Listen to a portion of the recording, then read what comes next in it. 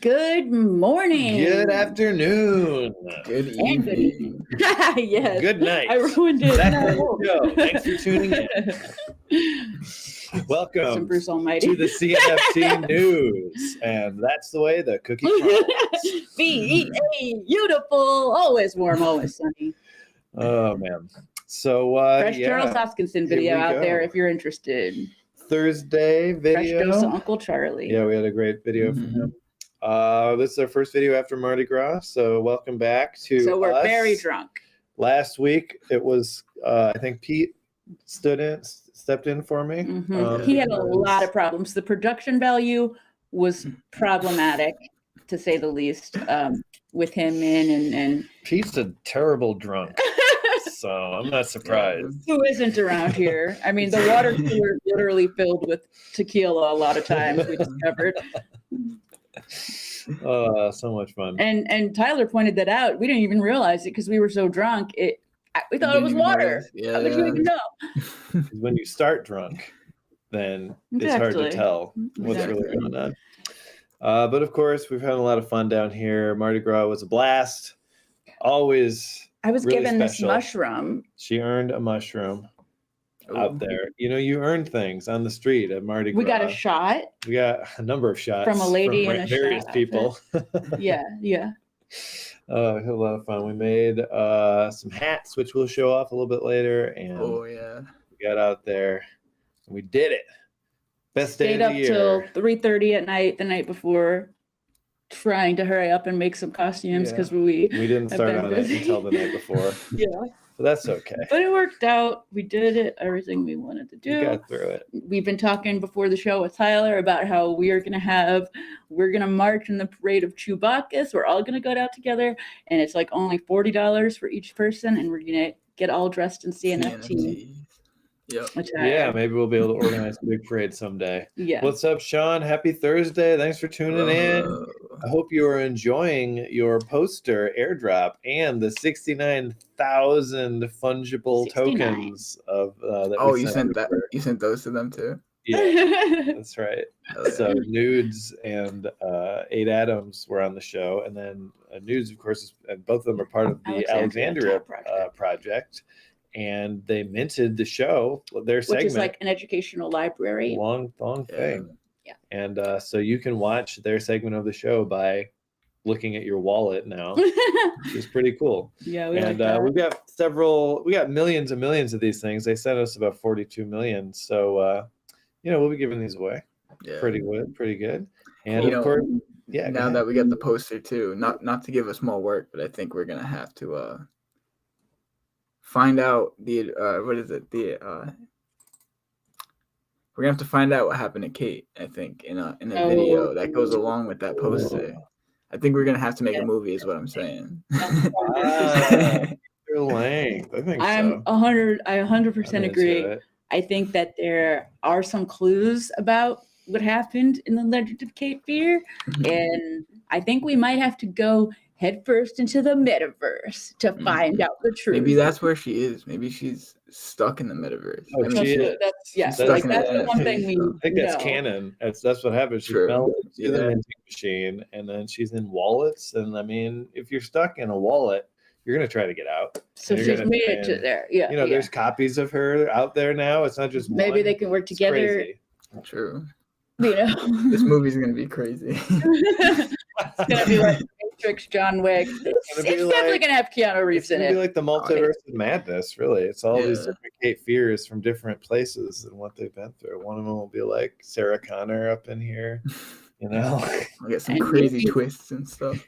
Yeah. And Stella is extra dimensional. Maybe that's the word that I'm trying to find. If not, you know what I mean. Stella knows how to be in other dimensions too. So maybe there have been other variants of the rest of the news team that can somehow help. I have a feeling we all have variants that have been into the metaverse somehow. Yeah, I think so. So here's the poster. This was airdropped to all of our patrons that were a member of the Mr. Pistachio's Rolodex level, which is a $20 pledge level. And every month you'll be airdropped an NFT. Yeah. We have no idea what it's going to be at this point. But we do have a lot some, of yeah. we have a lot of ideas. We don't have plans. Yeah, we don't have the direct plan. But as you can see, it all comes together very nicely. This one is laden with But profanity. we know brands are going to be a part of it.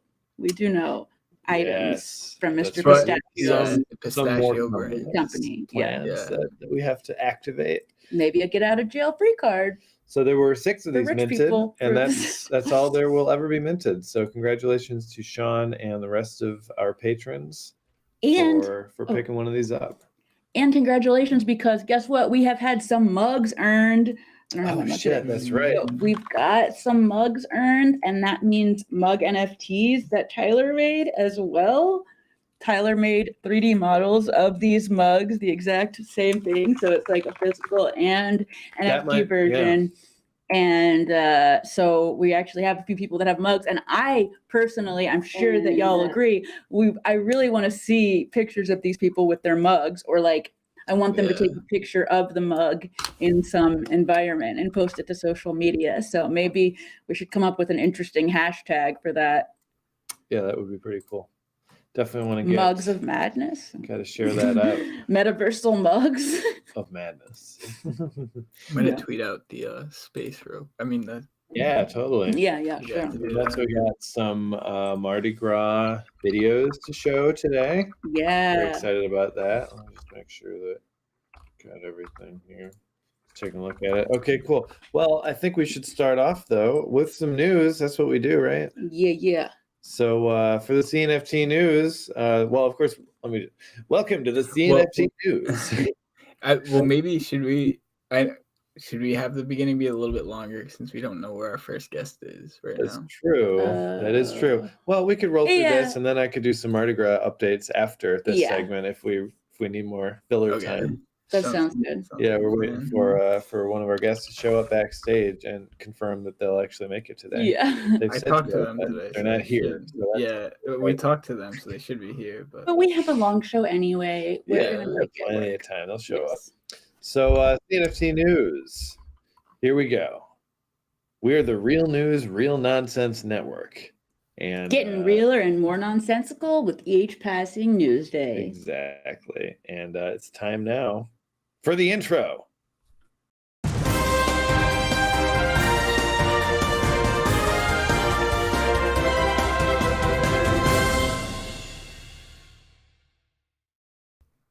Cardania.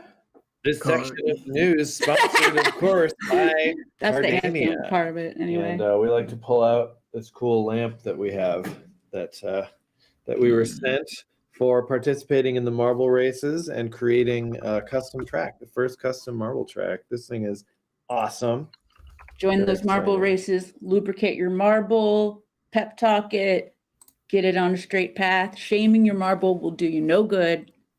Got to do encouragement. So Cardania is a great project.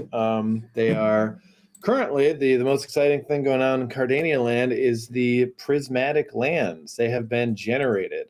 Now, I don't know exactly if that means they've been minted or if they're kind of just sitting in the pre-minting stage, ready to go out. But they have been generated. The stats are all there. There are 250 of them, and they are going to be going to people who hold all 7 colors of the founder cards. Classy and Cardania founder cards. And there's only 250 of the black and the white founder cards. So that limits the prismatic lands to a very small section. So there's 20,000 terraforms, and within that are 250 prismatic lands. Damn. I can't wait to see what that's going to be, what kind of stats we're going to get. Absolutely. So let's pop up their site real quick and just get a look at the big C. So you saw this in the lamp. Now you can see it in the metaverse. There it is, floating around. I can't stop thinking of in Mind Test how Toast made that. He made the most beautiful shrine that has all the Cardania colors, and it's so good. Yes, maybe we'll if we have some filler time, maybe we'll take a look at that that shrine today. That'd be cool. Pretty cool. Would you say, Tyler? Oh, I'm not. Maybe I'm not too brushed up on the Cardania lore, but who's that? That guy. This guy, right? Yeah. He is a solar barbarian And that's one of the, I think there's like 6 or 7 factions Mhm. within this. So one of the factions, Solar Barbarians, yeah, they worship the sun, and they They got ride on shrines. flying dinosaurs, and Ooh, they got a lot of cool stuff going on. They got shrines out there. that Yeah, I'd like to sounds It's a rad. fun one of those faction. I feel kind of like a factions. Solar Barbarian sometimes. Yeah, you got that God of War thing. We should totally talk about the factions sometimes. Yeah, that'd be a fun thing to go through. Sometime. Yeah. Definitely. So let's jump into some news here today. We got a lot going on in Cardania land, as usual. Hell yes. Let's see here. Cardania Rad Harvest. Oh, well, here we go. Even more Cardania stuff going on. It's very appropriate. Cardania, of course. that was the mini version. Yeah. Fast as So you can. this is a tweet showing off the RAD production. So Cardania terraforms will passively produce RAD, although currently you do have to come once an epoch if you want to Oh, collect that's it. cool. So it kind of keeps you coming Wait, how back. much rad do you get? You get RAD based on the things that you have. And if we look at this, there's a combined power level of 116, and the RAD produces 744. So if I do my calculator, I don't know if these are the final numbers, but there's about 6.4 RAD per power level based on the numbers that we're seeing on screen right now. So, I was offered some rad for the 10K lucky numbers Oh, thing that yeah. I'm doing, Cool. and I'm not sure about the value of rad, but it was Oh, 10, yeah. Check out the user 100,000. swap. Is 100,000 rad? That seems like a lot. I mean, seeing those 100,000 numbers. RAD. So it's one right now. RAD is worth 0.0014 ADA. So that is like 100. I do have a calculator. Times do it. 0.0014. Can I just say that's that 140 ADA worth at the moment. Yeah. Might have to So bring yes, that into this view. rad harvest is not super, Yeah. valuable ADA wise, Not yet. but it will be useful in game. I mean, rad is it's only technically valuable in ADA. That's not the point in any Right. way at all. Mhm. It is on the chain, therefore it can be traded, but it's more about the utility within the Definitely. game. Yeah. Oh, I was just asking Yeah, because it's good. You got it. No, for a giveaway. Yeah. Absolutely. Can I just say that I say rad so much now? Like I say it so much, and I think it's good though. I think it's okay to say It's it. good. I was saying it before Cardania. I know you were. Yeah, I remember. Clearly, You're a trendsetter, Scotty. Yeah, I know. I think they based it on me saying rad sometimes in conversation. I think That's probably where rad tokens came from. Because you were just so rad about it. Yeah. Well, let's talk about Jesus 2. Talk about WWJ2D. I really want a shirt with that on it. I've been campaigning in the chat a little bit for how I think a lot of people would want that. Because remember what a craze that was in the 90s to have those WWJD bracelets? Me too. I think that it would probably be really good to have some of this art and that on there. But at Tyler's suggestion, which was very awesome, I decided to write an update on Jesus 2. And I'm really glad I did, because the first one, I didn't really know that much about it besides what I was just learning. But now I've been like in the community every day talking to people. So it was like, it was very easy to write because like I knew what was happening now, and so basically talked about the fact that there are a lot. Oh my God, there's an amazing giveaway for a physical item right now. I'm not sure if it's ended, but you just go to the Jesus 2 Twitter and you retweet and tag 2 people, because wouldn't it be sick to have a physical item in your house? Oh my God, it would be so awesome. And there also is going to be another treasure hunt with Aeon and Jesus 2 this weekend. I think it's Saturday. No, what was the day of our news meeting? Sunday. Yeah. It's going to be again this coming Sunday. Yeah. Gonna have to get in there. And we may be giving away a whitelist spot on the news sometimes. Because he did say he wanted to do that, but I have to. When is the mint? Do we know? In spring sometime. Yeah, I heard him in a Twitter space the other day. He said, "Oh, good." He said tentative date is January, March, April, I think. So maybe I think that's what he said. It was either March or April. So like in the next You read couple the months. But Ada he's Elements what was space? that? Was it called Ada I Elements? think so. Yeah, Yeah, I cool. believe so. I We went. I tuned in got too the late. very end. Yeah. Yeah, that's so good that you went. Legit. And then so there's going to be like other chances to win things. Just go to the server. Yeah. Very cool. And I popped up the link to the article in the chat there. Cool. So Tyler's Pool PM overview. Let's see. So okay. So ready. I don't know what's coming. I hope a lot of people watch this because I think a lot of people, a lot of newcomers in the space aren't aware of how amazing of a tool Pool PM is. I'd argue that it's the best tool, like better than any marketplace CNFT tools or anything, because it really gives you so much information. All right. But they recently had a couple updates that aligned with some questions that we had in the last show. Oh, perfect. Let's see. So the update, I'll say that real quick, is now on NFTs. You can see right on Pool PM whether it's an on-chain meta. It's kind of hard to see here. Oh, there we go. I can see if it's on-chain or if it is an IPFS link, which is I'll show that in a second. But I figured, cool. Yeah, super helpful because I know a lot of people are wondering like whether NFTs are IPFS or not, or on-chain or not. So immutable, does that mean the policy is locked? So okay, so I do have that. I don't think that means the policy is locked because let me find an unlocked NFT. Got another one. What I think it means non-fungible. Yeah. Could it be So no. So what I think it means is so with IPFS links and on-chain, so like IPFS links. I'll go over all this in a second. But cool. like Ada bots and backwards. Oh yeah, this was such. I woke up one morning and I saw that they were selling these, and I was like, "Oh shit!" That's a perfect combo. Yeah, so it's such a cool piece. But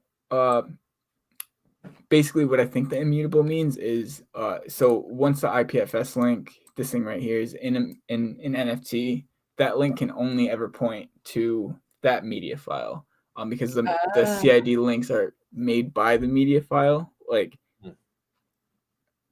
So if IPFS went down, it would be not there anymore. Yeah, but also, let's say like we had a Stella card up, and I stopped pinning it for some reason. If you guys pin the same file, it doesn't matter like if the name is different, as long as like the data of the file is the same, it'll have the same CID link. Interesting. So I think that's what it means by immutable. Like it could only ever point to that. So this is like a hash of the data in the file, not just random numbers and shit. I didn't know that. That's great. Yeah, I think it has something to do with how IPFS works. Like it must translate this hash to locate the file on IPFS or something. I have no idea how it works. I just know, like for instance, with all the berries that I downloaded to make that thing as a birthday gift, I pinned all those again, so now they have an extra pin on IPFS. You're a good birthday gift giver. Yeah, but so I did want to go over pretty much not a lot of the things that IPF or that Pool PM does offer when you're looking at your NFTs. Because like I said, I think a lot of people aren't aware of it, especially people coming over from Ethereum because they're so used to using like OpenSea and like marketplaces in general to view their NFTs. And there is some of that here, but I think the biggest thing to take away from this is you'll always get the best view of your NFT on Pool PM. Like CNFT.io and JPEG Store and like all those websites, even like CNFT.tools, like they have to compromise in certain places to make all the NFTs work. Whereas, like for instance, you can't see this on a JPEG Store. You only see like so that's one thing. You have the truest view of your NFT on Pool PM. How does it get to be so good? Like how does it get to work better? The reason is I think just because Smog was the original and he's the one setting the standard for a lot of these things. So like I know like for instance like Artano with their INFTs, they're kind of having to work around what Smog already created. They're trying to work with it. Just because like since Smog was the first, everything was like made to work with Pool PM. So yeah. But yeah, so you get the truest view of your NFT. You have a true view of your metadata as well. Whereas like on CNFT.io, you'll like it's not as clean. Like it's not as consistent. It all together. Yeah. So that's one main thing. Nice. Some of the biggest things is up here actually. So for instance, let's say you have your NFT. You can see your policy ID. You can see when the policy ID locks, or if it's not locked yet, or if it will lock in the future, or if it's an open policy. You can tell all that from here. Like I said earlier, like the on-chain, you can tell if an NFT is on-chain or not. Legit. Gonna have to look into very useful information. How many were minted on there? Yeah. So for like fungible tokens, you're able to tell. So we could go to a with Spaces logo and see that there are 109 total of them. Nice. With last owner, so you can do this for any NFT. You can see basically the wallet that the NFT is in currently. So like if we go to this radioactive croc here, we could see the wallet that it's in. Yeah. And see all that. And so this is really useful. Like let's say like you're trying to find croc number 2140. I don't know if that's minted yet, but we'll see. Not minted yet. But if you had like a specific one that you wanted, you could search it up and then find the address that it's in. Awesome. Some other stuff is here. Well, that's a bit complicated because it's an on-chain NFT, so you're seeing all this. But anyone who is working with NFTs, who is like minting their own and want to see how the metadata works on other NFTs, if they want to like emulate it, you can click the mint date, or that's one other thing that it shows the date and time that it's minted. So shout out to Pool PM. But if you click that, it opens up the JSON file for the metadata. And I know this might be a little like into the weeds for some people, but if anyone's like working with NFTs and wants to mint NFTs, this is like the best way to go about that, because you would just have to change out the CID. Maybe we could change out the CID. Yeah. No, that's not. That's fine. All right. Cool. Well, I just noticed that our guest has arrived backstage. Awesome. Yeah. So that's very good to hear. What's up back there, Deezy? What's up, Deezy? The audience is very excited. They are screaming. They cannot believe that you're going to be here to talk to us. So we've got a few more news things to get through, and then we'll be bringing out our very special guest. Oh yeah, we should say our first very special guest too, because we also have. That's right. We have another one. Yes. Oh, that's what we should have said the guests in the beginning. Oh yeah. Yes, so we've got Deezy coming on from NFT Alpha, and we've got Jake from Chronoscapes. Very excited about our IRL friend, because we hung out at the summit. Awesome, this is IRL too, though. Let's be honest. All right, but yeah, just wanted to give a shout out to Pool PM, because honestly, it's the best tool we have in the CNFT space. So if you're not looking at your NFTs on Pool PM, then you're doing something. You got to be checking them out there. That's right. That's a very good point. Yeah. That's where you can get all the best looks. Yeah, you can get all the information about your NFTs. So in other news, we got some Nitties updates to take a quick look at here. Hell yes. So they've been tweeting some cool stuff lately. Andrew's a really good fashion designer. Can I just say, like, these outfits are always something I would love to wear. Like, I want these hoodies. They're amazing. Yeah. So Nitties have been teasing a customization feature that will allow you to customize your Nitty based on what you're holding in your wallet. Nitties tweeted a couple videos showing this feature in action. So that was one. Damn. And here's another with even more stuff, hats and backpacks and whatnot. Slayer. They had another cool back that said 0. Oh, look, it's kind of Aeon, yeah. Aeon-esque. Is that a word now? Aeon-esque. Yeah, I think so. Is that Odin's stuff? Huh, I don't know. I think the skull. Damn, Hard that to one's recognize crazy. all of it. Yeah, legit. So lots of different options here from Nitties. Oh, that was definitely an Aeon. Yeah, there was definitely Yeah. an in there. So based on what you've got in your wallet, pretty cool. Super hot. Yeah. That's what I've been wanting. I want to dress up my NFTs. I want to put awesome hoodies on them. Exactly. So cool. I wonder if it's like by the NFTs you own or by the Nitties. Like if you have to like own the Aeon. It's Nitties. Yeah. That makes sense. Yeah. So this is interesting. Yeah. Hornies. Yes, this is Dead crazy. Pixel's getting hornies. Am I right? Hornies introduced Dead Pixel compatibility. So Hornies made an announcement that with the green light from AF of Pixels, their Super Bowl private room feature is now Pixels compatible. So that means you can enter your Pixel in a race because Hornies does races like almost like equine. And so we should do a CNFT Newsies race. That would be really cool. Yeah, that'd be rad. They had the other NFTs there too. Ones that Aeon just worked with, I think. I can't think of the name of them. The units or UN. That like Australian. Yeah. Like, knots or yeah. I think that's them, right? On the left. Unts. Yeah. Yes, or something. Yeah. Interesting. Wow. That's awesome. Always something new coming out. So we got now you can Pendulum. put your pixels in there. Yeah, and they can race. Yeah. We got to do that. I haven't seen that, but I'd be very interested. We got some successful pixels in there that I'm sure would. If it's live now, we should do it during the new show one time. It'd be fun.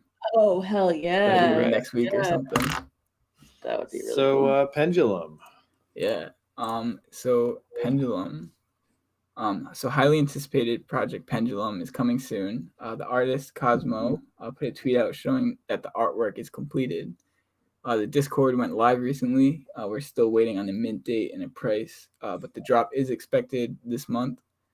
They've partnered with Dirtbirds to use their multi-sig transaction tech, and there will be 5,000 NFTs in the first drop, which will be in the order drop. And then Chaos will come at a later date. And this is a divergence of the evolution of our species. Very nice. Will you embrace chaos or enforce order? Chaos is the key. Yeah, true. I think we did that on our first show. Yeah, I think we did. Chaos characters reject technology, while order characters embrace technology or technological automation. Augmentation. Augmentation. Cool. All right, All very right, nice. wrapping this up. Oh, we just got a few more, and one of them is about eBay crypto payments. What? So eBay might start taking crypto payments, and they are already accepting NFTs. There's an article written from thestreet.com where the eBay CEO, Jamie Iannone, hinted that they might be accepting crypto payments in the future. Jamie stated that we're not accepting crypto currently, but on March 10th, we're going to go deeper on all of these things. Payments, advertising, our focus categories. He also spoke about how they changed their policies so that you could trade NFTs on eBay. Jamie said, so even without announcing anything or doing anything, people started trading NFTs on the platform. He concluded by stating that eBay will be the place where people trade goods, whether they be physical or digital. So over time, we want this to be the marketplace for sustainability.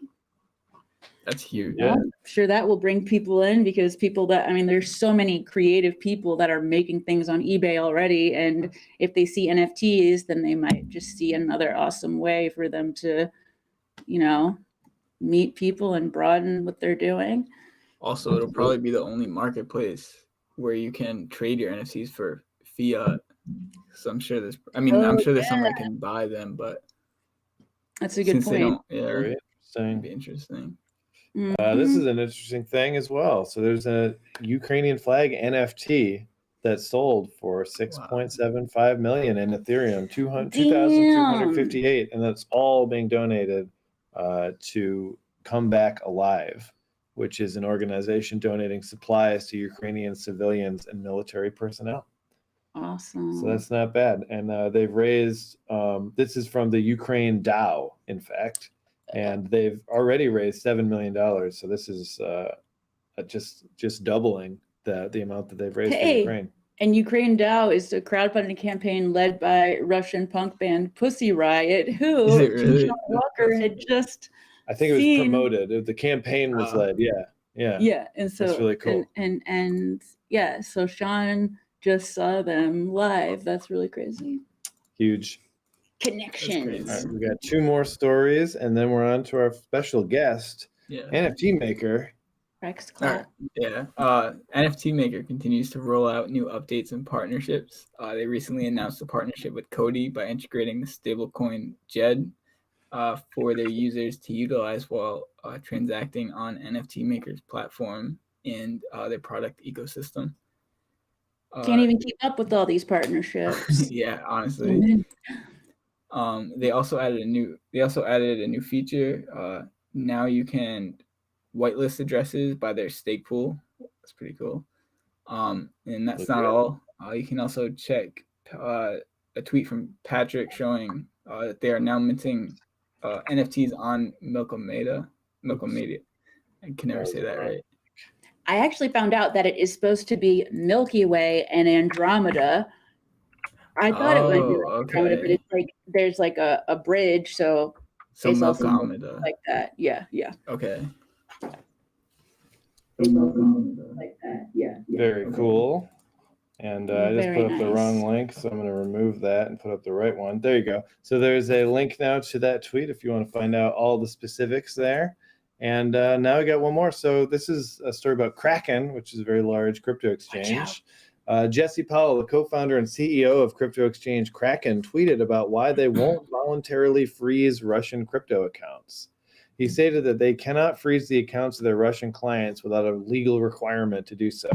Jesse also warns that such a requirement could be imminent. And there's a thread here, which I can link with his full thoughts, but he closes it out by stating, besides, if we were going to voluntarily freeze financial accounts of residents of countries unjustly attacking and provoking violence around the world, step 1 would be to freeze all U.S. accounts. That doesn't make sense to me at all. Like, why would you start freezing accounts of people? That train would never stop. That karmic wheel would just go around in circles forever. No. It is NFT Alpha just said in the chat, it is anti-crypto. 100%. And I'm glad to see Kraken standing up for the most basic crypto ideas. Which to be fair though, I mean, if you should have your crypto in your own wallet and off Kraken. Especially if, to be fair, Russia, especially if you're in Russia, not looking stable at the moment. Yeah. So that's happening. The news is wild out there in the world, and it's weird how crypto kind of gets rolled up into all of this stuff. That means it's being effective, in my opinion. Like, that means that crypto is having an effect on the world if it's getting rolled into it. I think it would show we were too isolated if it wasn't. So definitely. Good all direction. Right. Well, that was a bit of the CNFT news. Now we've got a special guest coming on here. Very excited about this. We've got Deezy coming to represent NFT Alpha. So let's give it up, my friends. Audience, what do you think? Oh my God! This is going to be such a good month of guests. We're in March now. I can't even, I'm so excited. All right, let's do this thing. Special guest, go.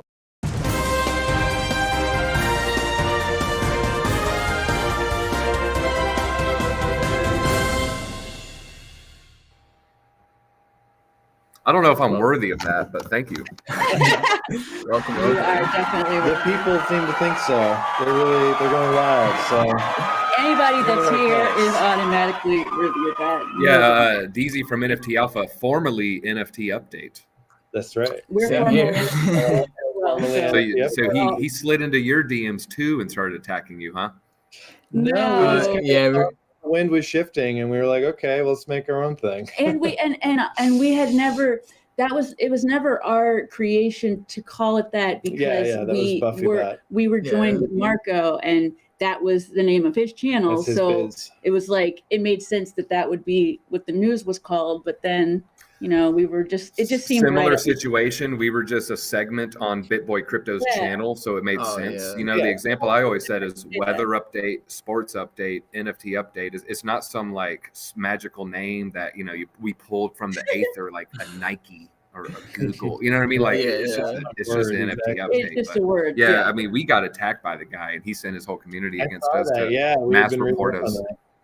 That's crazy. Turn it off. Just That's messed up. just gotta turn it off when that happens, in my opinion. That's Well, we knew, we could employ the power of the Bit Squad or whatever, but then we're going to be the bulliers. We don't want to be the bullies, so we're just going to take the high road. And I was like, man, use that name. Let's all use that name. Let's all grow up together. But he didn't really have that vibe.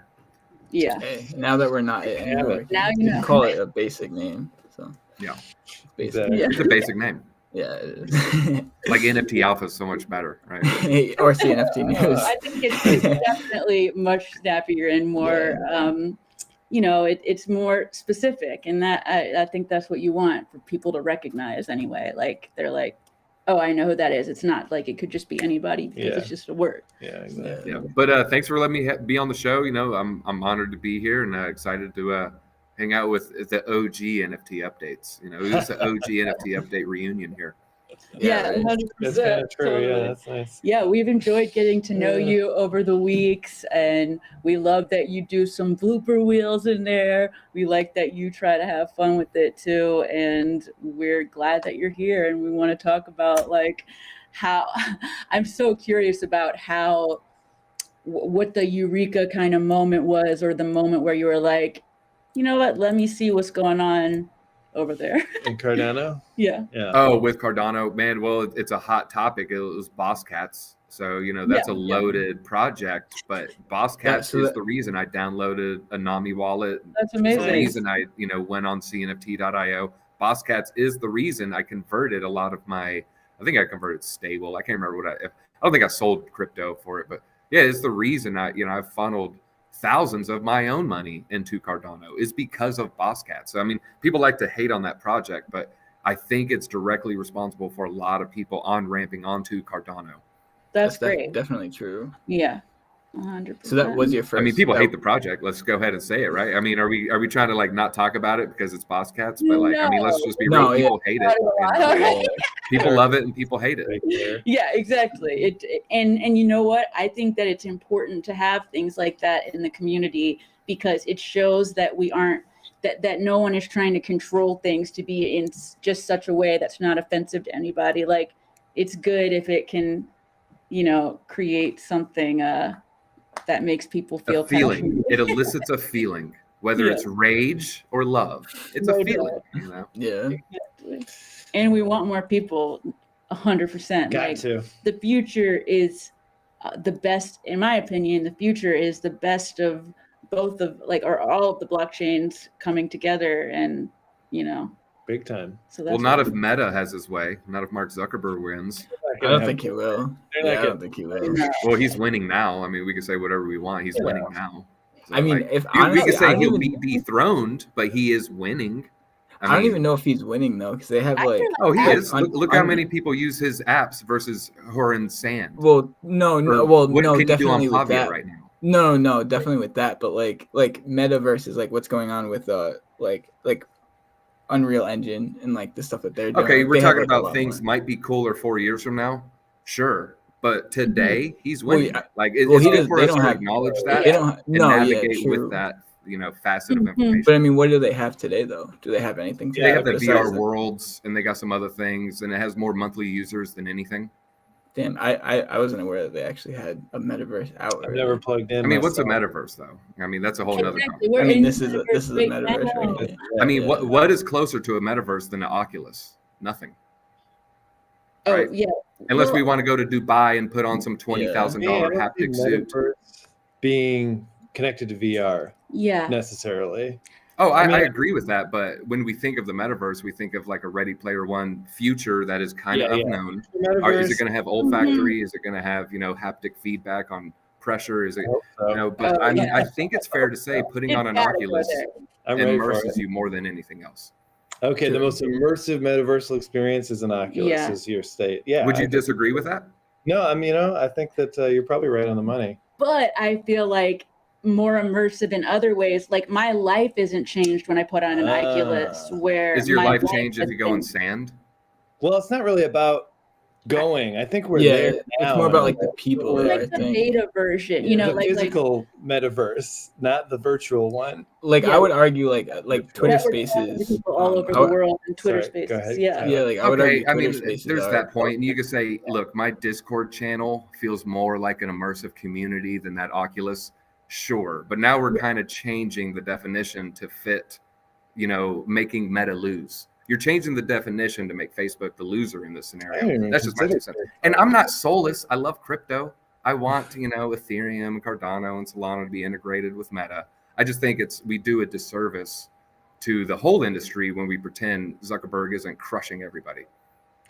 Yeah, you have to accept that's the only way we'll get better. Situation, but we also don't have to it's our choice if we want to engage in it or not. Like we do have power as consumers to not take part in it if we don't want to, and we can take part in this and get what we're getting out of it. So it's like, I just kind of feel like even though somebody is ahead in certain ways or is creating something, it doesn't have to be necessarily the thing that I do. Yeah, I agree with all that. What I want. So yeah, exactly. Like even really thinking of, but I guess we all have different definitions of the metaverse. Exactly. I think is what it's coming down to. And that's going to be all. Yeah, what you're saying is very accurate. Totally. And yet it doesn't hit me in the metaverse, where the one that I've got in my heart. You know what I'm saying? I have played VR Worlds for all of 30 seconds. I haven't worn my Oculus in weeks. I'm not here to champion Mark Zuckerberg as our next Satoshi. I'm just saying, when it comes to users entering into a some sort of joined lobby with people conversing with avatars, he's beating everybody. And that's all I'm by that, definitely. Yeah.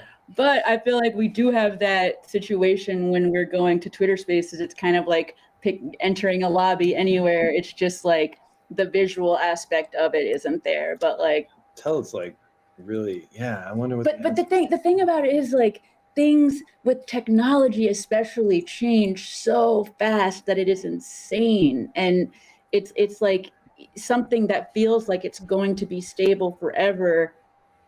I mean. We changed the way we've watched TV like drastically in the past years, and it seemed like there was always going to be like this need to use cable and DVDs, and I don't know. It just I think that we need to accept that he has the most power right now to do things with, but we don't have to accept it as what our future is going to be. I think it's like different types of power, like because obviously like Mark with Oculus, like they have the hardware, like no one is even close to that, and like I would argue like that like Unreal Engine and all that, like Epic like probably have like the software, and like the crypto community has the community, so it's I can see it like all like coming together, like well, by that definition, I mean, how many Facebook users are there compared to Nami wallets, compared to MetaMask definitely compared true. to Coinbase NFT accounts? It's crushing all of us. But Facebook so like by that definition, it wins that users, and we are growing them at this that's too. True. It's also a different demographic. I mean, like grandma's on Facebook, but she's not joining the metaverse. Yeah, that's a largely American phenomenon. And how many young people use Instagram? I'm just playing devil's advocate. It's fun defending Mark Zuckerberg. Yeah, I have a question for you. Where do you see the metaverse? I don't know. Let's fast forward. Where do you want the metaverse to go? Where do you think it's going to go? Where I want it to go? I mean, I think Meta has such a hardware head start. It's going to be very difficult for no crypto company is probably ever going to beat them. Like, I'm just going to be honest with you. From a hardware perspective, the amount of money that's going to have to be funneled in, we're going to have to look to a Google, an Apple, somebody like that to win. Maybe some billionaire, like maybe Elon tweets tomorrow that he's going to start building hardware. And maybe. But with today's information that we have, the meta is just going to be so far ahead of everybody via hardware. It's just that is going to be maybe, not beaten for 5, 10, 15 years. Now, I don't know, 5 years, maybe, probably closer to 5 than 15. So when we say, look, we're beating them on all these other things, I'm afraid that we minimize how important hardware is going to be. I think if Meta does a closed system, it increases the odds that they'll be overtaken somewhat soon. If they do an open system and slowly roll out, ERC tokens, they slowly roll out Solana tokens, next thing you know, you're in a VR, let's just say you're playing the new Fortnite, whatever it is, and someone has a certified, verifiable Bored Ape in the lobby before the Fortnite bus takes off. Everybody in that lobby is going to be all over that Bored Ape. They're like, oh my God, I can see the blue check mark. So Facebook can do that years ahead of everybody. And so that's just the reality we have to face. And so the future, I see it, eventually we'll be on some Ready Player One type thing. That's probably more than a decade out. It's further out than people think. Haptic suits being in every living room. It's kind of weird. It's kind of creepy. I don't, people don't even like, 3D, we're talking about TVs change. Yeah, it has on a consumption level how we purchase, but 3D TVs failed. They sucked. They gave people headaches. And so, you're seeing the same thing with Oculus. So eventually, it's going to look more like Ray-Ban sunglasses. Who's going to be the first to do that? We saw what happened with the whole debacle of, Kevin NFT, $60-70 million, and they're going to have nothing to show for it. That's crypto, that's decentralized. But when you have an efficient, publicly traded company, they're going to, with experience, managers, people who devote their whole lives to this, they're hiring the best of the best. You know why? Because they have health insurance. Hiring the best of the best. You know why? Because they can beat the signing bonus. And so it's going to be difficult to overcome. And we just, it's good for us to know that, and it increases the odds we can beat Mark and Meta if we do see them with having a big target on their back. So we shouldn't ignore them, and we shouldn't, just kind of scoff at it.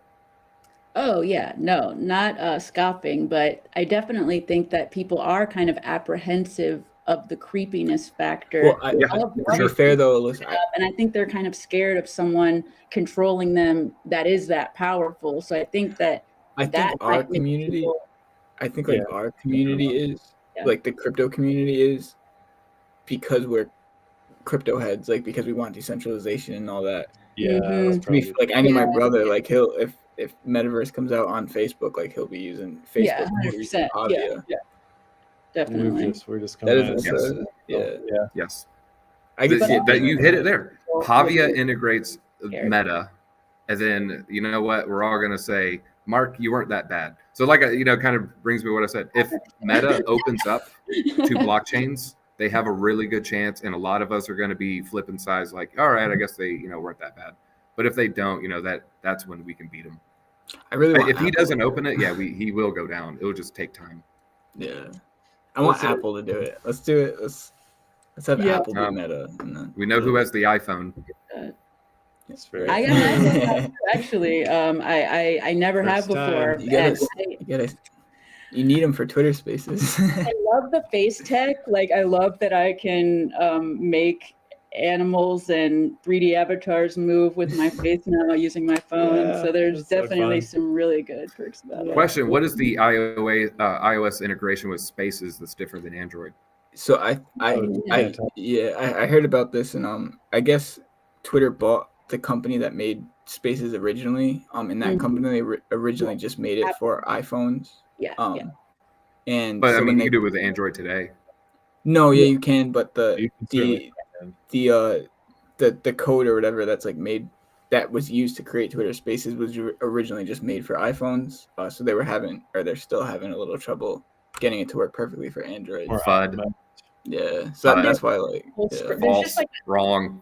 What do you mean? No, you're having a good I have time. an Android. It works fine. I'm just messing with you. Yeah, 100%. Oh, I heard a lot of them work, but usually iPhone, Well, I mean- try to do it with the iPhone 5. See if it works. I wonder. Sure. I mean, I don't we're know. talking about someone with a crappy Android and saying, haha, it doesn't work on Androids. Well, I bet it wouldn't work on an iPhone 3, wouldn't work No, on no, iPhone it works 6. on you know? Android. Yeah, no, I'm not trying to shit on any Android. phone. No, the Yeah. only thing, the only difference I've noticed about it is not like any difference in quality, but that there is like a special screen for spaces where you can like look at every space and plan the space there instead of pressing. Okay. It's like Well, that's cool. more of a dashboard, like not Is that true? I exactly. didn't see that. I haven't seen Yeah, that. it's I not didn't know that. they had. I didn't know they didn't It's have that. barely any We'll take a look. I'd different, like to take a look yeah. at that. I'm Well, curious. speaking of Twitter, what do y'all feel about Bitcoin? Because Jack Dorsey, he's a Bitcoin maxi. Y'all, I mean, full disclosure, I hold 0 Bitcoin right now. Me too. Interesting. Yeah. I used to have We Bitcoin. used to. but We Same. I'm have very it. We interested have to it. hear this. I thought every crypto person had Bitcoin in their wallet. Not everyone, but ETH I'm surprised. far outstrips every other holding. yeah, Mhm. That's a good. that's what me for Cardano. Yeah. Or us Well, for that's Cardano. that brings them up. So we've been doing a lot of comparing. What do you think of Ethereum versus Cardano? Like Well, Ethereum has all right. So here's the thing about Ethereum. I always say Ethereum costs a lot, and then there's no other bad thing about it. It's better as far as speed. It's better as far as like confirmations. It's better for success rate. It's better to hold NFTs. I don't get cut off. You have too many NFTs in your wallet. You got to get another one. I've never had that with That's true. MetaMask. Yeah. So it's Tyler- better across the board except for price. Yeah. It's just we don't like to admit it in the Cardano space. Well, we can. Yeah, you're so right. There, the people. current Yeah. iteration. Yeah. Yeah. Go ahead, But Tyler. Tyler had some interesting research. I mean, I would say the biggest difference with Cardano NFTs versus Ethereum NFTs is how they're native on Cardano. So like if I own an NFT, like that's like actually in my wallet. It's not like linked to me through a smart contract. So like Yeah, I don't care about that though. That doesn't matter. Because now we're getting into this nebulous conversation about ownership and the interplanetary file system, and you're the JSON guy, so I don't want to argue with you on a tech level. I just want to argue with you on a logical level. As far as ownership, if I can sell it and get that 90 ETH for that Bored Ape, I own it. no, and you yeah, can say it's a digital fingerprint, and you don't actually own it. I mean, got the ETH in my wallet. I own it. I own Ethereum NFTs too. I just think it's more of an elegant way because like the way the metadata works, like you have it all right there. It's not like relying on anything else. Like if it's in your wallet, you have everything. Like if the Another smart The website. developer can go ahead. coded poorly, there could be an issue on Ethereum. Is that the idea, Tyler? Well, I mean that's the same on Cardano too. I think if the metadata is written wrong, it can have Okay. issues. Well, the thing All right, I. so- Oh, go ahead. No, I interrupt you. You go ahead. Okay. Oh, the thing I see is like I don't know if this is true, but maybe in the future there is the fact that blockchain and it is so good for transparency. Do you think that it would cause any problems for it to not be directly there? No, and if anything, Ethereum is 10 times easier to track. ETH scan is better than every other coin scan. You ever try to do blockchain detective work on Cardano? You ever try to do blockchain? No, detective I work? have. It's a huge I do. thing compared to Ethereum. I would argue though that it's a difference of experience because like I would have no idea how to do it on Ethereum, but I could find out I could detective work in Cardano with their Cardano NFTs in like 2 seconds using like Cardano scan or even like pool PM sometimes. So well, I mean, sure. I'm telling you, I've used both, and Etherscan is better. I mean, let us know in the comments if someone disagrees with me. But yeah, I mean, it's just a lot easier. It's just has more experience. It's been there for more years. It's just the team has been building out the UI experience for the end users. Longer. We have to learn from the things that are better. Like it's very detrimental to not see everything that's better about Ethereum and aspire to that. And also we need to be thinking about how we can all be working together because that's the only way it's all truly gonna succeed. Yeah, I do want to say on something you said earlier with Spaces, you're talking about it's more elegant. The percentage of people that are in the NFT space that know, Plutus or Solidity is, I would say, if I had a guess, I would say less than 1%. And so that elegant answer, less than 1% of people care about that. Well, 99% of people see it in a wallet and they say it's mine, and they don't care about the code. And so like you may care about that, and devs, largely devs, a higher percentage of devs like Cardano versus, a higher average percent of just the regular crypto industry. If you know some dev work, you're higher likelihood. You like Charles, and I like to call him Chucky. But, 99% of people don't care about that at all. I just wanted to say. No, yeah, that's fair. But what I meant by elegant too is like it's easier to explain to someone what is going on with the NFT, because obviously like anyone, like if my mom hardly knows anything about NFTs, but it would be a lot easier to explain to her how Cardano NFT works, because it's like a token that's in my wallet the same way like ADA's in my wallet, compared to Ethereum, which, to be fair, I'm not even. I think you said your girlfriend. I don't want to lump her into this, but 99% of people don't care about that either. Well, no, but I mean, people coming into the space, they're snoozing. Their eyes are crossed and they're falling asleep. But for someone to come into the NFT space, they're not gonna. Most people who are smart aren't going to invest in things that they don't understand. So, like coming into the NFT space, the first thing, Have you seen an NFT mint lately? Most people will invest in something they understand nothing about. Wrong. What are you talking about? Yeah, no, that's fair. But I mean like NFTs in general. Like no one, I can't imagine anyone buying an NFT. Have you seen the Kevin derivatives? What are we talking about here? People don't invest. People invest in stuff they don't know about all the time. This is crypto. There's a bunch of people trying to flip. Fair. They want to turn $1 into $2. Like, it's not popular to say that because we're in it for the community. We're in it for art. But we all got into crypto. On one level, it's the sovereign, individual, and we identify that with, on an intellectual level. But then the other part is, I can get money.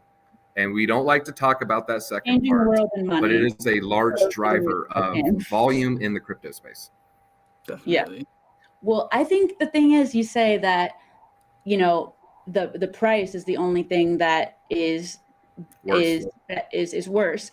But I don't think we can discount how important the price is in our world today. Like the working class people need to be able to get in on this so that we can change things. And so I think that it's really important to have the price be lower. And I also think that Cardano is sort of can really be a good influence on the rest of the crypto community, just like others can be a good influence on us, because of the fact that Charles Hoskinson is like trying to go to sources of problems instead of like solve symptoms of problems, because like that's what we need in this world, to like directly approach a problem and deal with it instead of just be like, oh, well, this is going wrong now, let's fix it. Like, it's fine that happens because they've been doing it longer. Everybody's learning, but like, True. we need that, I agree with that. It is a barrier of entry, and that is unfortunate. That is the bad part about Ethereum, is the price. But I agree, the price is a bad thing, and I didn't mean to minimize like that is a bad thing. Yeah. But I just doubled down on it's the only bad thing, really.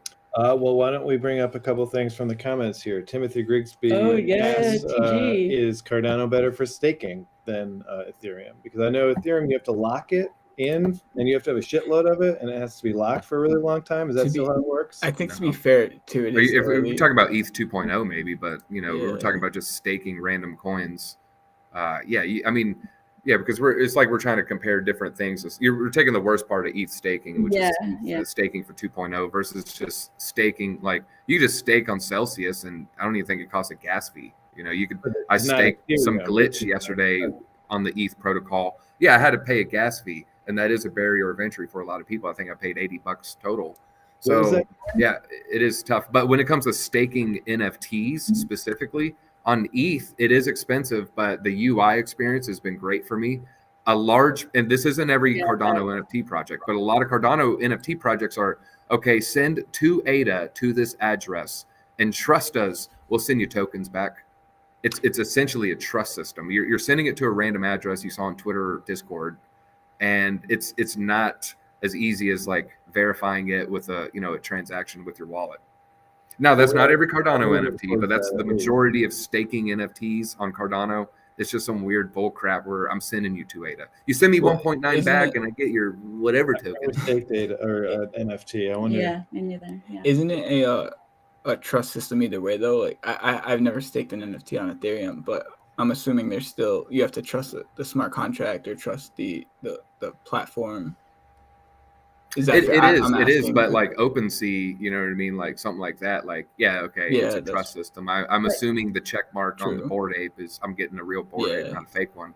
Yeah, you're right. There is a trust issue on that, but it's a lot different. Confirming a smart wallet transaction is a lot different than sending it into the Aether and waiting for it to come back. One person versus OpenSea. Yeah, totally. Also instant versus waiting. Which we had instant for a while up until right around the time you guys got interested in Cardano. Yeah. Our transaction fee, not because you guys obviously. Well, Sunday Swap was a huge, it was Sunday Swap. Huge issue. But I'm just saying it was bad luck. As soon as you guys started bringing a bunch of people into the space, totally. You know what it is? It's JPEG Store actually being good. That's why the space guy. We all owe a debt of gratitude to JPEG.store 100%. for really having a good experience for a user. Because CNFT.io, it's great. I love it. You can. I was listening to the show earlier. Oh yeah, JPEG.store. You can't see all the aspects of an NFT sometimes, like a Worlds Within or the one you're showing, but it's still a better experience than CNFT.io. Oh yeah. And I mean, until JPEG.store, that's when I really was like, okay, now I like Cardano NFTs because you get used to the ease of Ethereum, and if you have ETH, you don't really mind the gas fees. And that's what, like, one of our best friends who we've been talking to about NFTs for a long time, his ears finally started to perk up once we told him that there was like a market, like better user experience. Yes. Sending someone money and they got 24 hours to respond, that's terrible. Oh my, you think that? This is blockchain. What are we talking about? You should have seen the early days. I'm waiting for this guy across the world to wake up. Come on, man, that's ridiculous. But it did grow. It was cool to be there while it was doing that. And they were doing that before smart contracts even existed on Cardano, and we had a thriving marketplace. And CNFT really did us a good move in that way, CNFT.io, because before that it was just Discord servers. Yeah, and dude, escrow. that was wild. I think a big thing with Cardano, like we're learning as we go, like. When we first got into this space, you could only trade in Discord servers, and the only way to find an NFT is like in a thread of 1 billion people posting shit NFTs that they can't sell. And you're trying to find the one good NFT in like this whole thread. So I definitely agree. Yeah, we're definitely like, and that's not good. On the level. Yeah, and we're not on the level. You feel like you have, like, you can see the effect you have more in Cardano. I mean, you can see it you could see it in ETH too, but I just like that everybody. It's community. I mean, that's such a thing to say, but like it is that. I mean, I've never.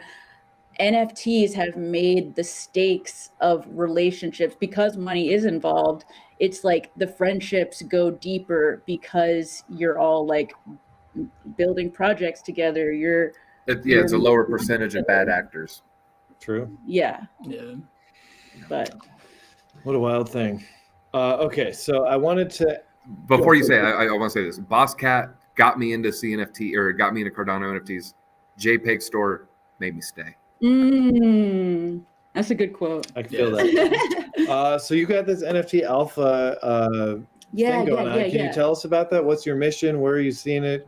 We just came up with our mission like less than a week ago. Just basically educate and entertain people about, the NFT space. Our mission statement is empower people to financials and bull crap like that. But I'm bearish on mission statements. So that's my prejudice entering here. But so I mean, we try to do daily content, sometimes 2 a day. I just got done filming we do a weekly podcast. A little bit less, news about NFTs. We get derailed and talk about world stuff. You know what I mean? I think we were talking about the Kevin stuff and the Ukraine NFT and stuff like that. But so, I mean, we'll kind of do like a little bit of both, like worldly stuff with NFT stuff.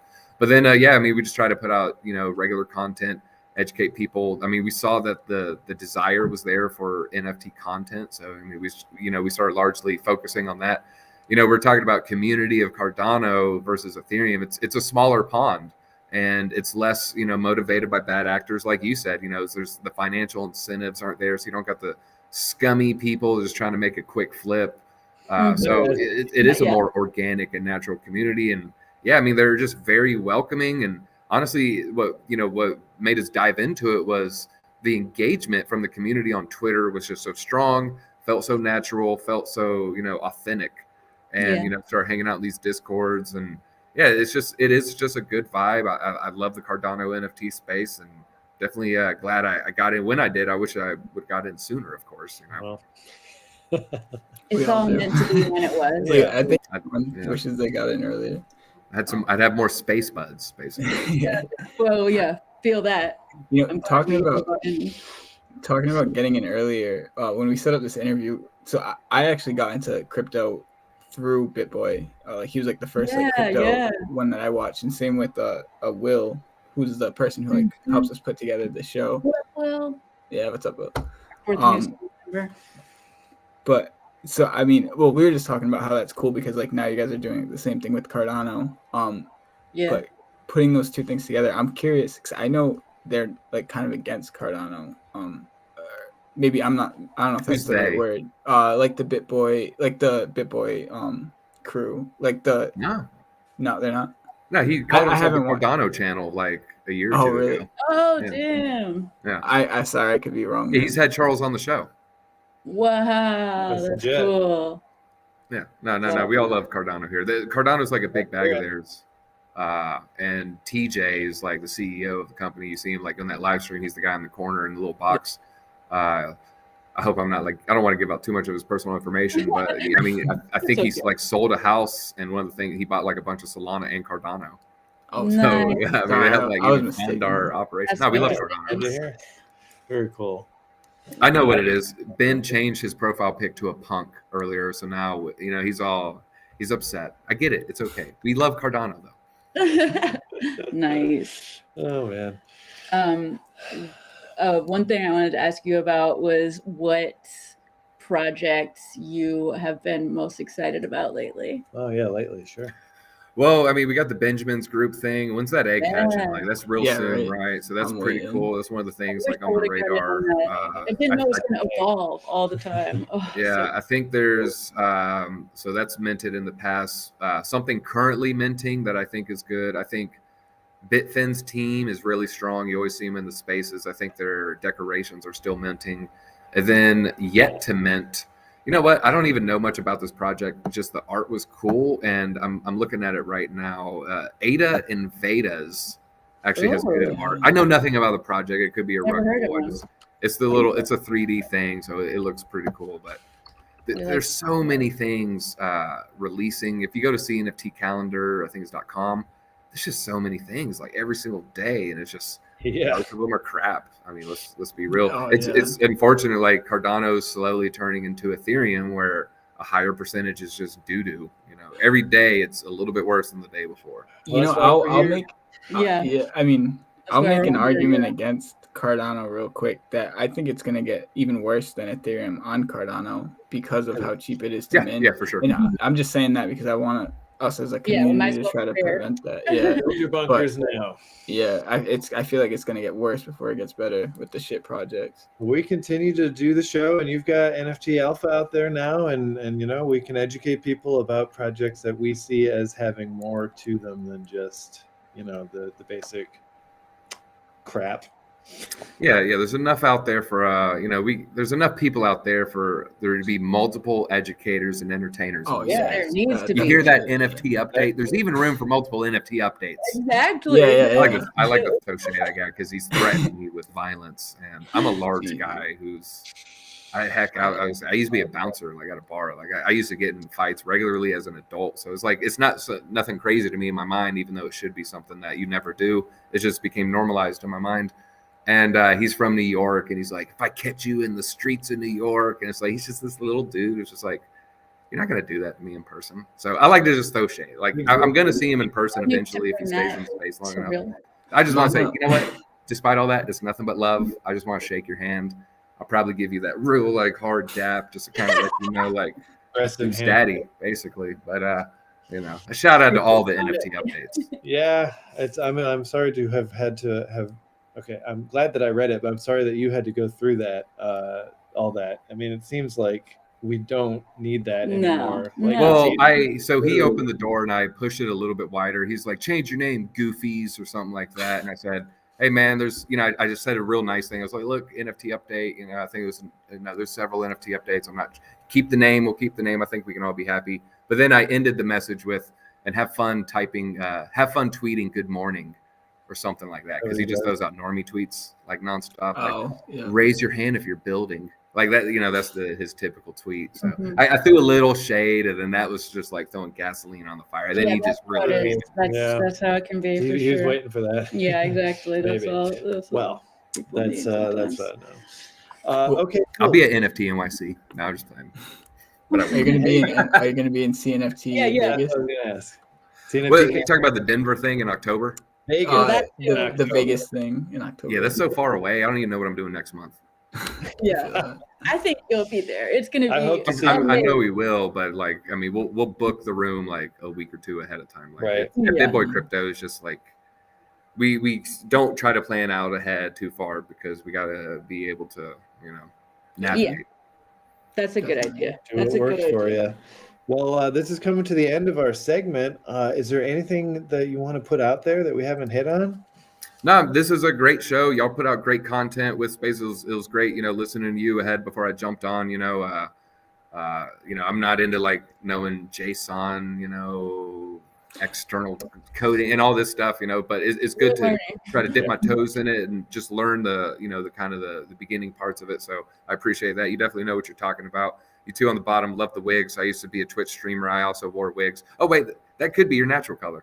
Really fits your smarty features of dark beard. But yeah, it was great being on the show. I'm definitely a fan. So thanks for having me on. Y'all put out great videos, and we're glad that you came to the side of Cardano as well, and we can all, take the best of both worlds. Yeah. All right. If you're watching, hit the like button, subscribe to this channel. And if you got time, subscribe to NFT Alpha too. Yeah. That's right. Go check out the NFT Alpha channel out there. I do want to say I've been watching all the podcasts you guys have been doing. I think on Thursdays too, right? Yeah, I've been watching all those. And the other thing I want to say is I know I sounded technical with the Pool PM stuff, but I definitely suggest checking out your wallet on Pool PM, just because it's not as technical as I made it seem, and you get the full experience. Dude, you bust out lines of code.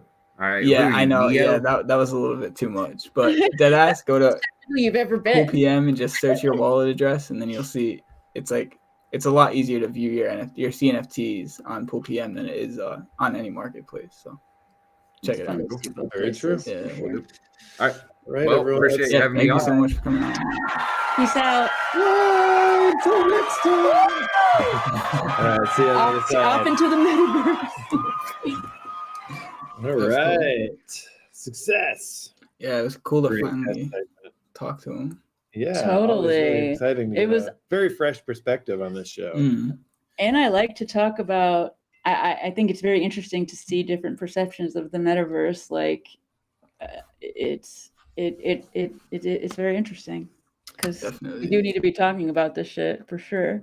And it's good to have someone with very strong opinions about a lot of this stuff and coming from directions that we are not coming from because it's very different from the conversations that I normally have. Which is very, very good, especially for a show. Yeah.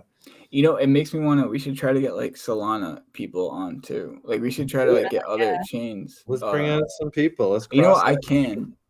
There's someone on Arcano. I'll write a note.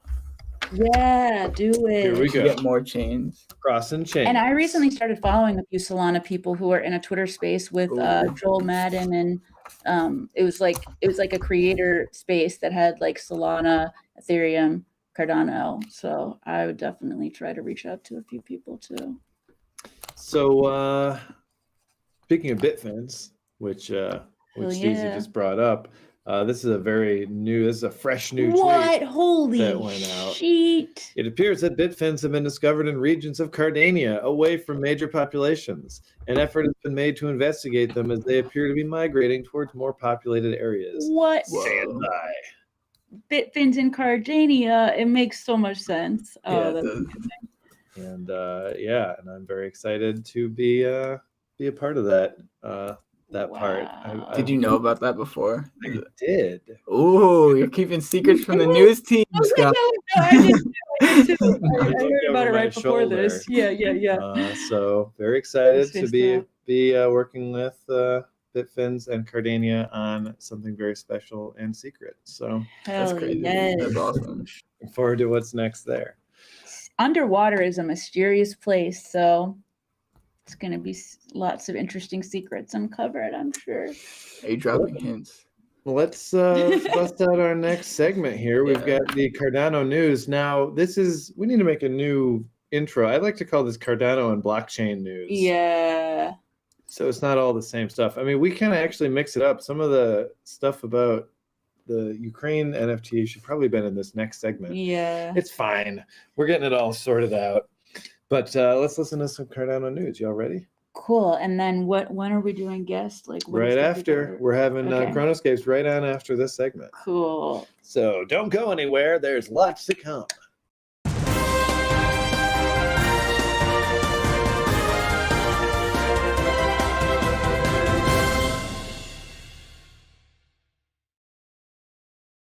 This sponsored by Stella because I forgot to post the auction and I will right now.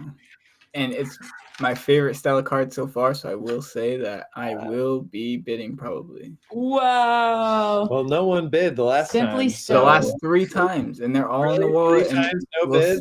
And we'll sell. Well, I think there was one in the middle. There are 3 that we have. Yeah. Yes, I know that one. We're going to keep bringing them to you. And one day there's going to be such an insane Stella campaign. And then all of these are going to be worth so much money because we ain't stopping. Well, We not got- financial advice, but we don't plan on going No, you're anywhere, right, and you're we're right. only doing one Stella card a week. So Yes, and once there's I was just 52 of hyping my them, Stella. it will have been a year, and that will be significant. Maybe we'll do a special. Maybe we'll put all 52 pictures on on one that card. would be cool. I don't know. Or we could do like a quick Aware slideshow where Stella. it goes from one to the other or something. That could be fun. Interesting. Anyways, we're putting this up on the Discord channel, the CNFT News Discord channel. You can find that by going to our Twitter account or by going to the description in the video below. Mhm. And it is now, the channel has been created, and Tyler's going through and setting that up. Stella number 12. But I guess I'll Stella show the number Stella 12. card right here. it's coming. And this one is original Stella because this was Yes. Stella's So in the dressing room. Go ahead. Or- I took a little creative justice and I did OG Stella. Great. I think That's it better. fit. That's way better. There it So is. OG Stella and OG Trevor. That's right. That's right. That was when I had a mohawk. Yeah. So this picture was from like back Oh, from I the was original vampire. use of Stella, right? This is This where was- she came This from. was when she was Okay. first This is- born This is for. why I'm bidding. Yeah, exactly. And this was her dress that she was in wore the this for entire years. time for years until we started dressing her up. Wow. And she was a prostitute.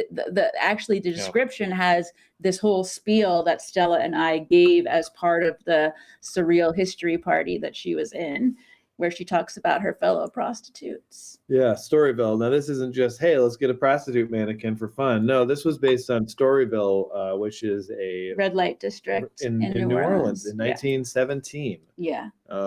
Back in the day. This was, imagine the Roaring 20s before they got to like the rest of the country. It kind Yeah. of started off here. Jazz was here. Mhm. The insanity of the 20s was here in the 1910s. And it was all based around And they had, prostitution. like- They had massive mansions with all different sorts of themes, insane, just- like sex circuses and Madness. yeah, like crazy. and it was all legal because That's what red light that's what district they did. means. They Yeah. legalized it for a little while, and then they got a little too moralistic about it, and they shut it down. Mhm. But people had a lot of time. I mean, it wasn't like the best place in the world either. It was, No. there were a lot of Very abuses dangerous and and terrible terrible. situations going on. Yeah. But also, a lot of culture being developed, which is kind of what happens in the worst of times sometimes. Mm-hmm. So we had a little show that we put on at our house where we brought people in and we had little puzzles and told stories. And Stella was We a had main pirate, part prostitute, of it. Yeah, axe murderer discussion. it's pretty cool. I can't bid on the Stella card auction because I posted it. Oh, you're not allowed to bid? Oh, snap. I might have to It's have you guys for bid you. for me. Yeah. What a shame. But yeah. All right, so that's live. Couldn't place bid. You can't bid this little. You have to bid 21 ADA, Tyler. I did. There we go. Okay. There you go. There we go. 21. 40. Yeah. Throw another 40 on there, Tyler. All right. Yes, let's do the Cool. news. Cool. So this is Cardano news. Min swap. Let me pop this up, Tyler. Yep. So MinSwap tweeted out a sneak peek to their Min wallet. And they stated that MinSwap is a mobile native Cardano DEX. Interesting. So, so you can swap, provide liquidity, and more all through the all from mobile on the Min wallet. So in your own wallet, you can do these swaps. That's it's getting pretty MetaMask like. Yeah, I'm liking that. I mean, somebody mentioned earlier in the chat that we're talking about Ethereum being better in all these ways for NFTs, but NFTs have only existed for 1 year, and smart contracts have not even existed for 1 year on Cardano. So and give it time. And the difference in it's already so good compared. I mean, it's maybe not exactly as good, but it's so good compared, and it's only been around this long. And with a lot less, I don't know, probably just funds and everything behind it from the beginning. I don't know. I think that because of the whole thing was thought out so methodically ahead of time, like with the Cardano, with IOHK, like I think that inherently slows it down in some ways, but makes it overall more quality throughout. And so we have a better chance of, and we are able to learn from mistakes of someone that went before us. So it's like doing good stuff. Exactly. Yeah. And a lot has been learned from Ethereum and Exactly. Cardano so far. All right, next story, scaling. Speaking of Cardano, it continues to scale. The first major code release of 2020 contains some powerful 2022 even contains some powerful improvements and node enhancements. Some of these improvements include multi-signature of transactions in incremental stages. While it's already possible to have a Cardano transaction signed by multiple entities, something similar to a joint bank account, using their private keys, this update makes it possible to sign a transaction incrementally. Now, for example, one party can sign the transaction first, then send it over to someone else instead of having to sign it together simultaneously. Also included in this update is a CLI tool to estimate script cost. Node users will now be able to accurately estimate the cost of running a Plutus script. The utility of this is that it will enable developers to look at the resources they use when writing smart contracts or validation scripts in a much more specific way, no more guesswork. Now they know how many resources their scripts will use while executing on-chain. So there's a whole thread with all sorts of technical stuff from IOHK that y'all can check out if you'd like some more information there. It's a bird. What were you going to say? I was going to say, I bet the DEXs are going to like that incremental thing. That's cool. Awesome. I've never heard of that. I love that.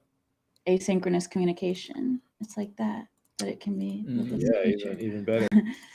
So what I was going to say is, it's a bird, it's a plane, it's not Superman, it's Wonder Woman. That's right. ADA Swap and Wonder Woman. ADA Swap is an upcoming DEX on Cardano and Cardano Daily, who make awesome graphics and are a really great Twitter. Cardano Daily tweeted about an article from fxempire.com showing that Gail Godot, I think that's how you say her last name, Gail Godot, best known for her role as Wonder Woman, has invested in ADA Swap. Per the article, Gail Godot and her husband... Gal. It's not Gail. I'm pretty sure you pronounce it Gail. Really? Yeah. I'm like 99% sure. Per the article, Gail Godot and her husband, Jaron Versano, said in a joint statement, "This is an exciting opportunity for us in the crypto space." And Charles retweeted it. He was very excited. Yeah, there it is. Charles said, "I'm glad to welcome Wonder Woman to the Cardano family." Nice. That's awesome. Very glad. Indeed. So you know, like I said, I think we should have moved some of the things from the first segment into the second segment because this segment is now over. That's all the Cardano blockchain news we have. Cool. But again, we'll remind you that a lot of money being raised for Ukraine via crypto and crypto donations. Charles released a video about that today, talking about why he specifically is not trying to donate to the Ukrainian government because he's concerned that the government might not exist in a couple weeks. And they then might all that install a money puppet would go straight to regime Russia. Yeah. Or someone would potentially use it, steal it even, you know, when it's and use it to hurt people, like instead of using it to help people. So Charles suggested in this video that people should be donating to people who are trying to help the refugees, organizations that are set up to help Ukrainian refugees who have left the country and probably have nothing and nowhere to go. That makes sense. So that could be very...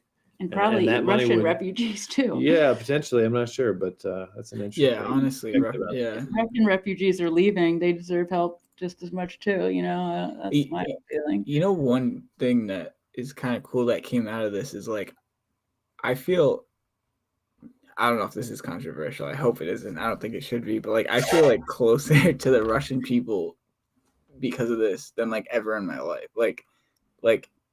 That's fine. That's good. Yeah. Yeah, I feel like because what's happening there could happen here in America. That could be the same exact situation. It's in the future.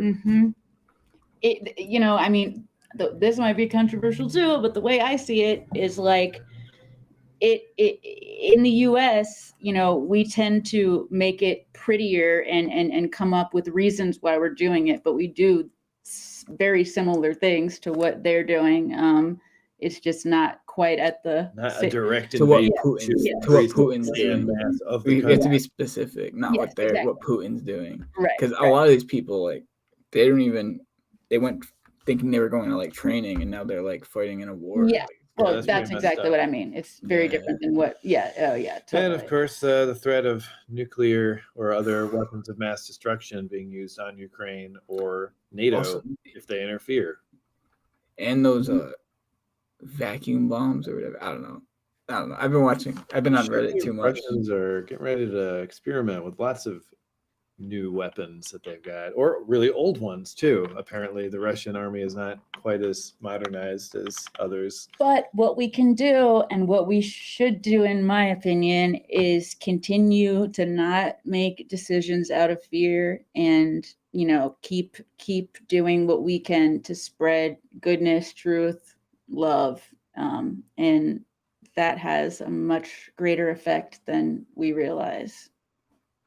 And it's kind of all we can do reliably. Like, we can always do that. You know, you might not always be able to help in other ways, but you can always put the right energy out there. Definitely. Okay, well, let's go now to our special guest waiting in the wings here. We got Chronoscapes. Our real friend. Who's ready to hear some chronoscaping? Chronos. Yeah. God of time. He's coming. We've had kings. We've had two kings. Now we've got a god, everybody. And special guest number 2.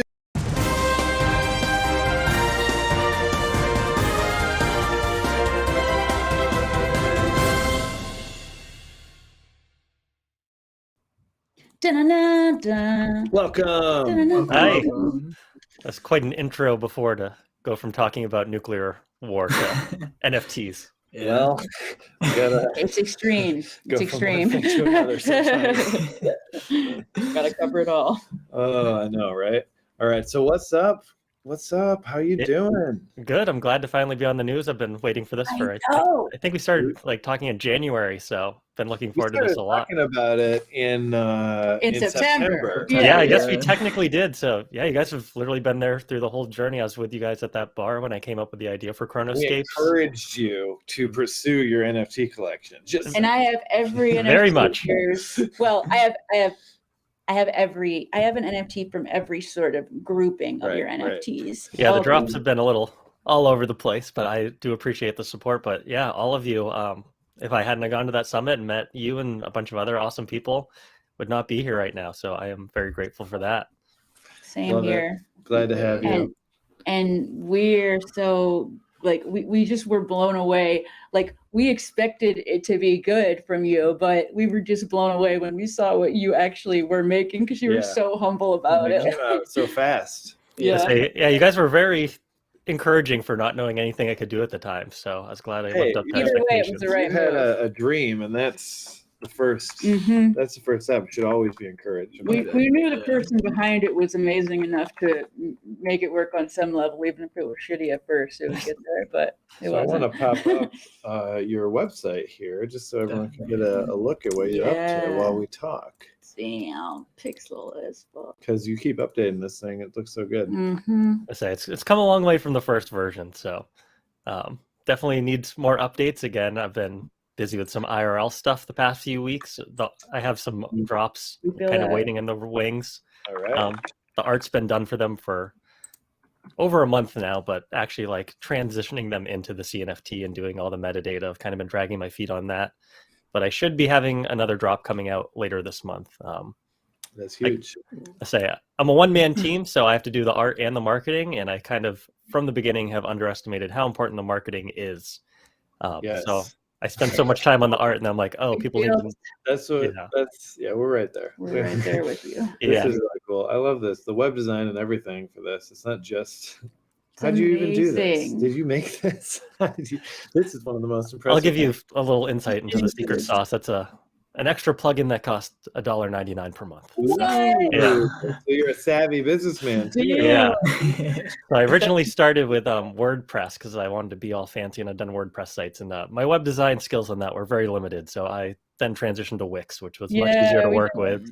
Yeah. Well, Tyler has done WordPress because he's a very fancy. Tyler knows stuff. Fancy.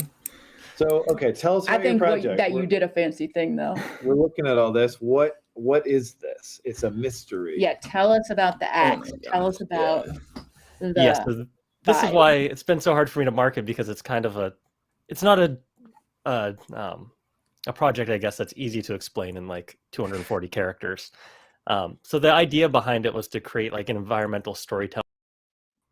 People aren't familiar with what environmental storytelling is. It's basically arranging objects in an environment in a specific way to imply a story without actually using like words or implicitly telling people. So it's kind of leaving it up to interpretation for them to figure out the story behind it. So that was what the first drop was, which again, I didn't really know how to mint things. So I created this, like, as you can see there, I created an entire voxel 3D environment that's very detailed, which is hard for you to see from the zoomed out version. But as I got started, again, as a one-man team, I don't really have any programming experience. So I used a platform that was very easy to mint NFTs on, but it was limited to GIFs and still images. So I broke down this 360-degree animation that I made, and I made each of the 360 frames its own NFT as a still image. And the original idea was... It's so unique. And I actually kind of got the idea from Tyler when he was talking about how he broke down one of his animations and made those into NFTs. So that gave me some inspiration there. I read at dinner, I think. So as you can see from each frame, you get a different perspective of the environment. You can't see everything in each NFT. So the initial idea was for people to have to piece together their NFTs to figure out the story behind it. I need to work more on the community building, which again does with the marketing. So this still does, I have the files of this as a 3D object, which the only problem is it's so big and so complex, fitting that into a size that I can mint on NFT Maker Pro is a current roadblock I have. So I'm figuring out a way to deal with that. I've thought about, because there's kind of distinct sub scenes within the scene. So you have like the garden over there, and then you have like the frog pond and the well, and then kind of behind the house. So I've thought about breaking those out into separate NFTs and then making into a thing where you could collect the whole collection. And if you get the whole thing, That'd be sick. Yeah, getting an airdrop or something. So that was the first main drop. But before that, below I have the story items. My first actual drops, because it was around Halloween time, I dropped these jack-o'-lanterns, which are animated GIFs. And I had a thing where if you collected all 5 of these, you were then entitled to an airdrop. Which I think, the airdrops are at the bottom, which I think you guys both received one. These are actual 3D objects. So these are the first 3D objects that I minted. And I think if you go on Pool I think that if you click the CNFT here, it goes to Pool PM, and you can actually interact with the NFTs and see them. I love And, how you made it glow. Like, I love how the Yeah. well glows. I love how pieces of it glow at night. It just like makes it so mysterious and beautiful. Yeah.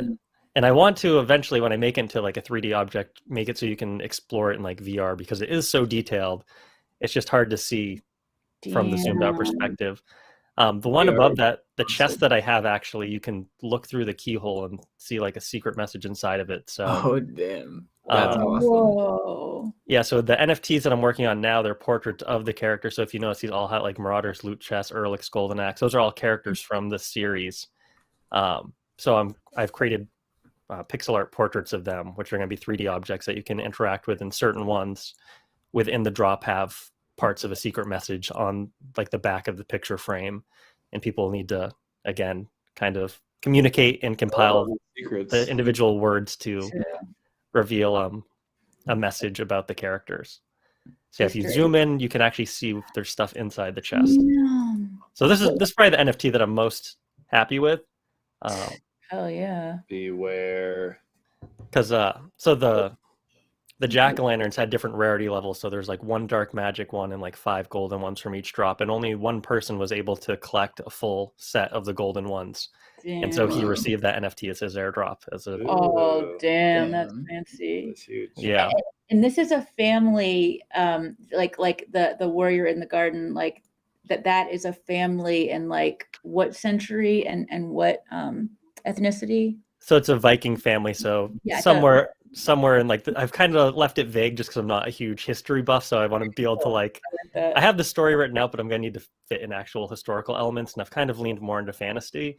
But yeah, it's in I think the 11th century or 14th Oh, century. that's I have it on nice. the website. Yeah, Again, it's fantasy, so I haven't like focused too much on the actual historical period, but it's in the Viking. To Viking me, lore those are stuff. the same number. Yeah, I get the same vibes from both. I'm terrible with history and geography, so not my strong suit. But I like the voxel art and making stories. It was all the same until electricity came around anyway, honestly. That's how I view it.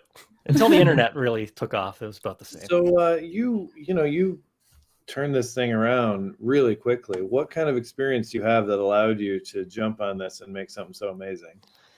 I just really like to learn new things. I'd done voxel art in the past, but I wasn't really doing it at the time. So I kind of I've learned so many different things and forgotten so many things as well, because I'm always kind of mixing around, and if you don't use it, you kind of lose it. Totally. But mostly I just had a lot of time on my hands. I just moved to New York about a month before I met you guys, and I was living off investments and savings and stuff. So literally the day after the NFT summit, I began working like 100 hours a week on this. Like it completely consumed my life for Well, that makes sense. from like September until the beginning of November. So that actually kind of led to a little bit of burnout, which is why these other drops are taking so long. Since the new year started, I've kind of been focusing on doing like analog stuff. As you can see in the background, I just got into banjo like a month ago, and like so I've been drawing and stuff like that, just to kind of, I don't know, I feel like I need like a little break from looking at a computer screen 100 hours a week. So again, the art is done, but the actual like making the metadata and uploading it and stuff, I've just been dragging my feet on that. But for people that are in my community, it will be coming at least something this month. Hell yeah.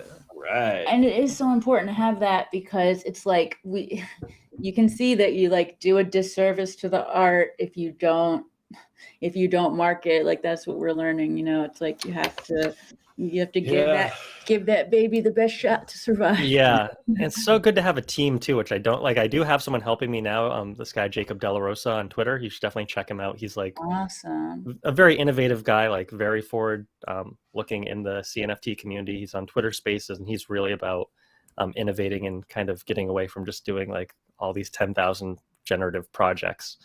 So he's been helpful to me, and I wouldn't say it's a full team because he works with other projects and stuff too, but having a marketing person and not having one person do everything definitely gives you a greater chance of success. But it's been kind of nice to have a small community because I don't have all that pressure. I've seen some people like early back in October, I had people that are coming to me for advice, which felt weird.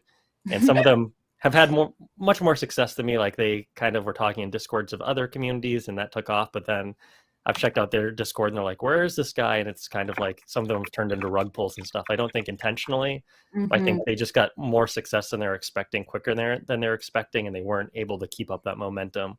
So in a strange way, it's been a blessing in disguise.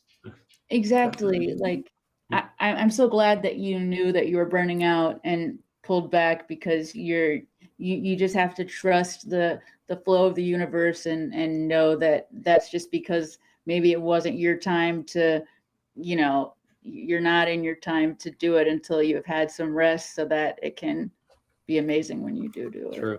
Yeah, because I think your heart really does need to be in it to like make something good. Long lasting too. Yeah. Yeah.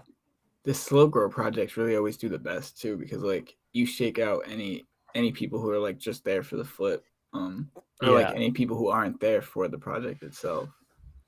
And that's what I've tried to really hammer into my community is I don't want people to flip. I want to reward people for holding it, since it is like a mystery and they're like basically puzzle pieces what these NFTs are.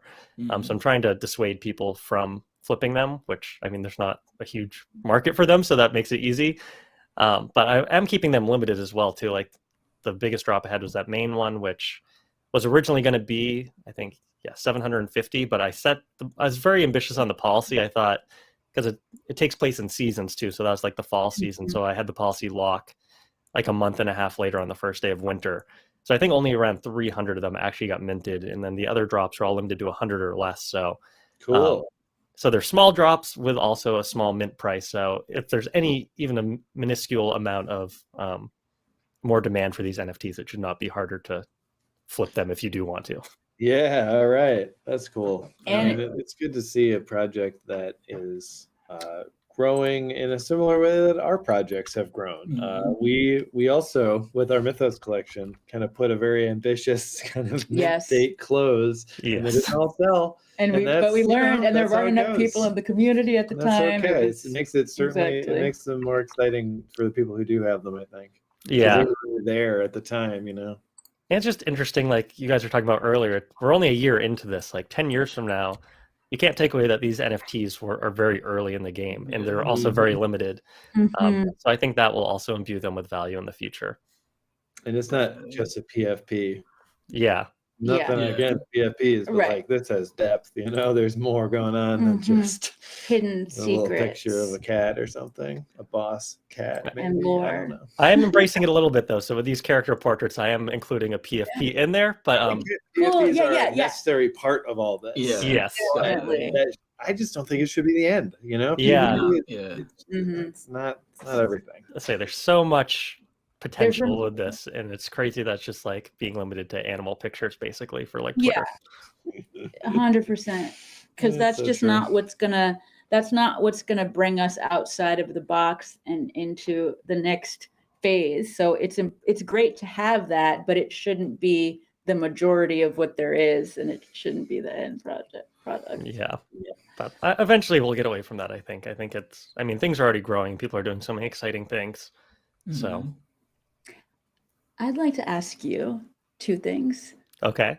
Two-part question. They don't really go together, but I'm making them go together.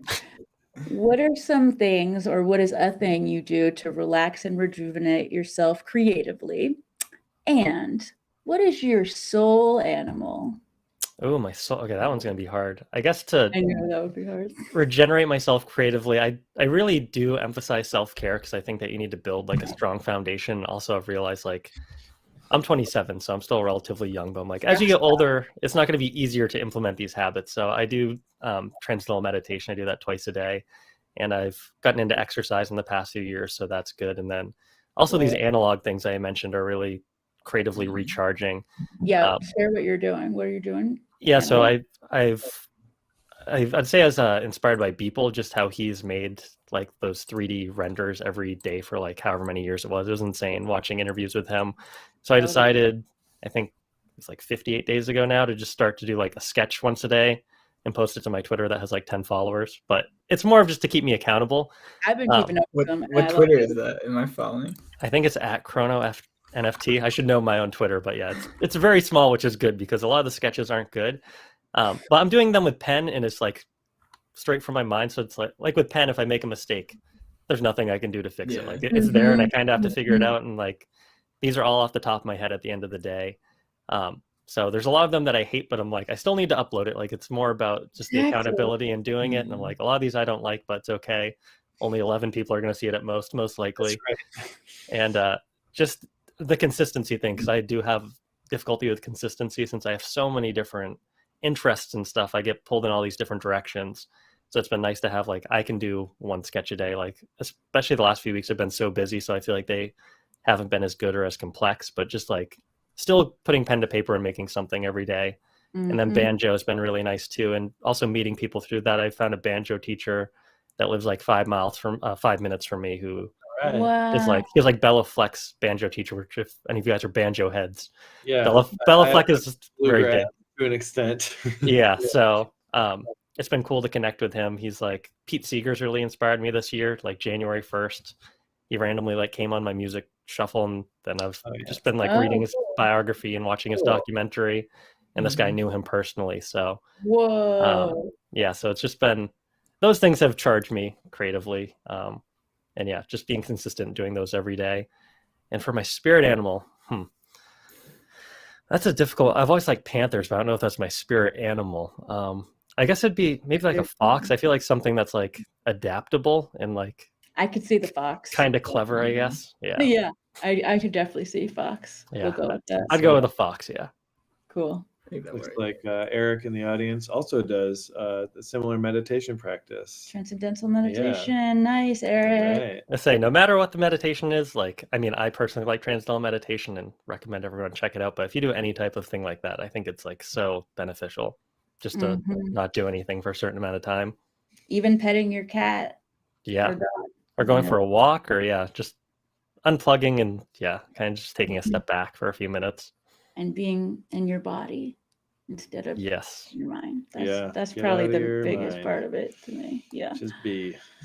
That's really inspiring that you're keeping that consistency. Sorry, go ahead. Well, I wanted to talk about your Twitter space too, like the balance living in the metaverse. I'm not a social media person. Like, I think I tweeted twice in my life before my NFT project, which is why I'm so bad at like marketing and things. But which I haven't been the past few weeks, I've been so busy, but your Twitter space is the only one that I even attend semi-regularly. But I really like having these people that have similar interests of CNFTs, but not talking about that, and instead talking about things we're doing to fill our own cup, as people like to say on there, and just hearing people's stories and how they've overcome trauma. And people get really vulnerable in that space. And like, that's one of my favorite things that have come out of CNFTs, is that space that you guys host. Oh, that means a lot to me. I'm really glad that we've ended up all being people that are into doing that, because I remember when I first came here, I was like not knowing what people would be like, and everyone is like so exceeded anything I could have anticipated or expected, and then the fact that everyone was also so open to all this stuff, talking about being vulnerable and talking about all of these things that aren't NFTs is like crazy.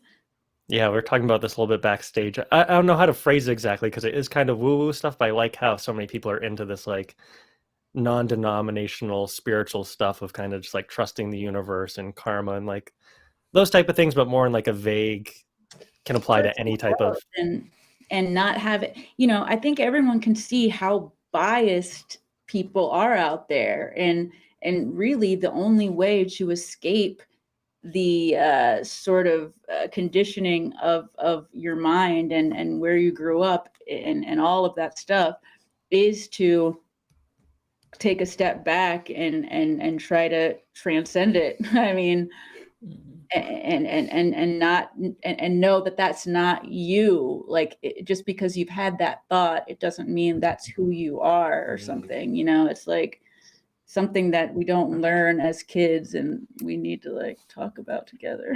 Yeah, I like that. Like, your thoughts are not you, and it's nice to step back from that. And it's encouraging that people hate to say we're early, but we are early in this, and hopefully a lot of these people in the space will become very successful and have a lot of influence in the world. And it's nice to know that these people all share this in common, and hopefully can be a better generation of leaders going forward.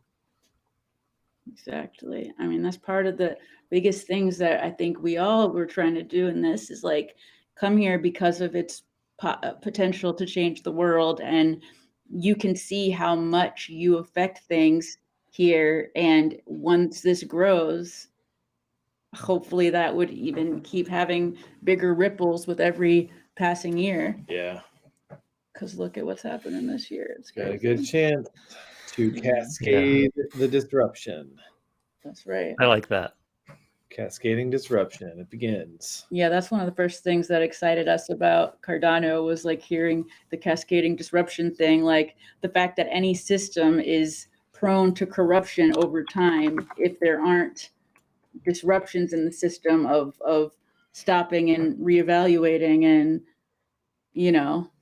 So There it why don't we is. pop this up? Yeah. Because I don't know if enough people even know about No, this. it's so good. This is on the Yeah. IOHK website. This is one of the first things we ever read about Cardano. Mhm. Cascading disruption on their about page. Cascading disruption. It's the founding principle of IOHK. So important. Cascading disruption is the idea that most of the structures that form the world's financial, governance, and social systems are inherently unstable, and thus minor perturbations can cause a ripple effect that fundamentally reconfigures the entire system. Our company is committed to identifying and developing technology to force these perturbations in order to push towards a more fair and transparent order. And reading that and kind of entering into the Cardano space, it was very inspiring, and it has helped to shape our moves within this space. We want to. This is something that we've been thinking about in different ways, maybe not as clearly laid out in the past, but it's really nice to see it so on a eloquently stated. And coming from the top, but Exactly. in the plate, you know, like that's what IOHK is saying. That's good. So one more. It says, we view the world as a series of giant and mostly interconnected social graphs with hundreds of complex systems embedded. Our mission is to perturb the graphs to a more connected, transparent, and fair configuration for the flow of ideas and value. There's a mission statement to not be cynical about. That's a legit mission statement. That's right. I totally get what he was saying about mission statements being kind of like whatever, but then at the same time, we only feel cynical about them because a lot of people have forked out some BS. They don't have to be like that, like at all. Yeah, I need to spend more time on IOHK's website because I was unaware that those were their missions. Same here, honestly. I mean, it's that page really that was a turning point. Just reading that because it was like, okay, that's everything I'm looking at right now. Yeah, and also seeing Charles's stuff, but like that was an important thing. So I'm glad that we got to show it off today. Yeah, because it's there. It's still there. It hasn't changed since we were here in January or so of last year. So it's been there. It ain't gonna change, I wouldn't think. Yeah, I hope not. Awesome. All right. So Jake, what you say that you've got a drop coming up this month? Can you tell us a little bit more about it? Is it a complete secret? It's the people. So let's hear like a little bit about what that. Can we know anything about what it's going to look like? Like, yes, the people will look. Well, you've already made it, so you know. But Saul, if you want to say it.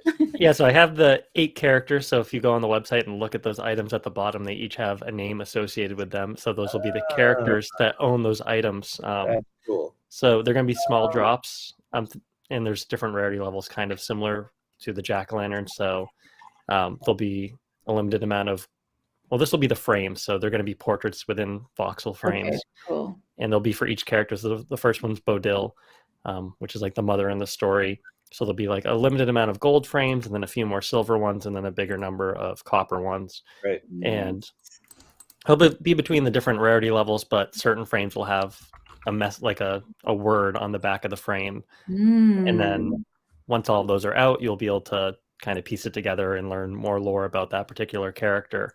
And it's going to be limited to 35, possibly 36, depending. I'm still debating that, but 35 to 36 NFTs for each character, and there'll be 8 of them, and they'll probably be spaced out by a few weeks, just so that's a very good idea. Yeah. That's what we would have done with the Mythos, is space them out. Yeah, I thought about doing it all at once, and like you get a random character, but I'm like, I'll stick with one character at a time, especially since it's been so long since my last. I've done a few like seasonal drops that are not really Chronoscapes related, but it's been a while since my last Chronoscapes drop. So since this art's done, I should kind of get some mileage out of it. So it'll be 35 pieces each, 8 characters, and it'll probably be over the course of 3 or 4 months. And yeah, you'll learn more about the characters, because someone pointed out to me, and like, it's hard to really make a connection with an object or like a house, really. Like you need a character or something for people to relate to. But it is really special that we didn't that we saw their whole environment before seeing them, because it makes me a lot more attached to it, and I really care so much more. I mean, I think that who said that is right, but I also think there's something to be said for setting up the landscape for it, because it's just, there's a lot of characters out there, but now people care a lot more about these characters because they know their house, they know their home. Yeah. So that will be the first drop to come out, will be the characters. And then I'm going to kind of do a second edition of those items that I airdropped. But they're going to have, like, if you look at the metadata for the airdrops, they have like a quality. So I have those objects, and then I have about half of them done right now of having different qualities. So like pristine is it's in like good condition. Then there's an ornate, which is going to be like gold or more fancy, which like the golden axe is the ornate version of that item. And then I'll have like a worn version where there might be some rust, or like the sword is dull, or there's a chip out of love that. An axe handle, and then a damaged version where it's like pretty destroyed. So you can kind of see the lifespan of how that item throughout the story would change. So that will be the next drop after that. And then I'm also slowly working on like a lo-fi music album of like tavern band beats. So I have a few songs for that done, but that's kind of more of like a fun project that's just in the background. But I've made like the actual, not music part, but the NFT art drop. I've made like a 3D vinyl. So it actually looks like a sleeve and has like a vinyl that comes out of it, and you'll be able to do like AR. So like all those 3D objects, you can project them. So this will be like a vinyl that you could take a picture and it look like it's on your coffee table or like on your wall or something. That's pretty cool. Yeah. I like that. You said tavern beats? Yeah, tavern beats. So it's like an old Viking tavern band type thing. And the titles will be related to the story and like kind of tell different parts of this. Because I have so much like lore written out, and I'm like, oh, nobody knows what's going on because I've seen a house and some like jack-o'-lanterns and a few objects. So like in my head, I'm like, everyone obviously knows what the story is, but it's very limited amounts out there. So these songs will be related to the story that I know that no one else knows. Yeah. Super cool. Oh man, I can't wait to see that vinyl. I say, yeah. I love tapes, and I love tapes and VHSs and vinyl, and they make such good NFTs. Oh my god! And that's what I really see the potential of NFTs is like a distribution method. And I think it'd be really cool to like release a TV show or a movie or something as an NFT, and then have a piece of art with it of like, here's a 3D VHS that you can look at through AR, or like you could buy the CD version of it or the 8-track version of it, and just have these different things, because you can make this virtual packaging and then project it into the real world, and just very cool. Maybe we'll be able to put them on our shelves in our Pavia houses or whatever too. Yeah, right. Totally. Put the VHS in there. That'd be fun. And I also wanted to ask you about since you're in New York City, they have meetups there. We have actually had another member of those New York meetups on recently, Crypto Scholar, and then we had Vince from Worlds Within who does meetups in Dallas. I think it's so cool that these are actually filling with people. I love to hear about it from you and like the evolution you've seen in them. Yeah, I am very happy with these meetups. So Jeff was at the I love the Cardano summit, and he was giving out cards and stuff, and Moto was there too. I don't think I saw him at the summit. Oh no, he might have been at a different one. But anyway, they're the organizers of the meetup, and it's every Sunday. When I first went to it, we were meeting up at this bar called Mercury Bar, which is just like the sports bar, and we're like in the corner of it. But since then, through a friend of someone that comes to the meetups, are now having them at the Manhattan Classic Car Club, which is like the fanciest place I've ever been. There's like Ferraris and Lamborghinis and stuff. Yeah. So, but yeah, there's so many people working on these like really cool projects. I'm definitely gonna forget some, but like some people there are working on this project called Merchify, which I really like, which takes the idea of being able to turn your NFTs into merchandise without the artist actually having to do anything. So the long-term idea of it is if you own an NFT, you'll be able to go to this website and get it printed on like a sweatshirt or a mug or anything like that, and the artist will get a royalty from that automatically. Oh, wow. That's really cool. Yeah, or if someone else has an NFT that you like, you can get it printed, and the person that owns the NFT will get a royalty, and the artist will get a royalty type of thing. Wow. Nice. Yeah. That's dope. That's awesome. And they're they're actually creating all the merch themselves. So it's like still in very early stages, but like, so there's no like minimum order. So they're making these like pieces by hand right now, which is really cool. And yeah, there's like so many smart people. There's people doing a lot of things with finance stuff. Like I don't fully understand it, but something with like cascading thing. It's similar to There we go. Cascading. yeah, I can't remember. It's similar to how like in the financial crisis, how they'd bundle all those like mortgages together and like sell those as a new financial product. But it's a way to do that in like a less risky way using auto balancing or something. I'm completely butchering it, but it seems really cool. I don't know any of those words. Yeah, I don't fully understand it, and I have a finance degree. So, and then someone else is working on digitizing like deeds for property and things. I think they're working with the city of Miami right now to be able to make it so you could literally sell the deed to your house as an NFT and all that type of stuff. So that's some pretty utility shit. So yeah, there's a lot of cool stuff. I'm sure there's other projects I'm forgetting, but it's just like meet all these people. I've met some really cool people. There's a guy that I've met there that we're like going to be working on a podcast coming up, not NFT related, but just the quality of people there. Like you meet so many cool people with similar interests, and it's just a really good place to make friends and bounce ideas off and get inspired. So I love it. I go every week. That's rad. Damn, it's every week. That's awesome. Every Sunday, yeah. Up there. Sounds fun. Yeah, because like the friends are going to be so good. Like we had always been looking for friends that wanted to learn new things all the time, like you and like Tyler, and it's amazing to think that you could go there every week. Yeah.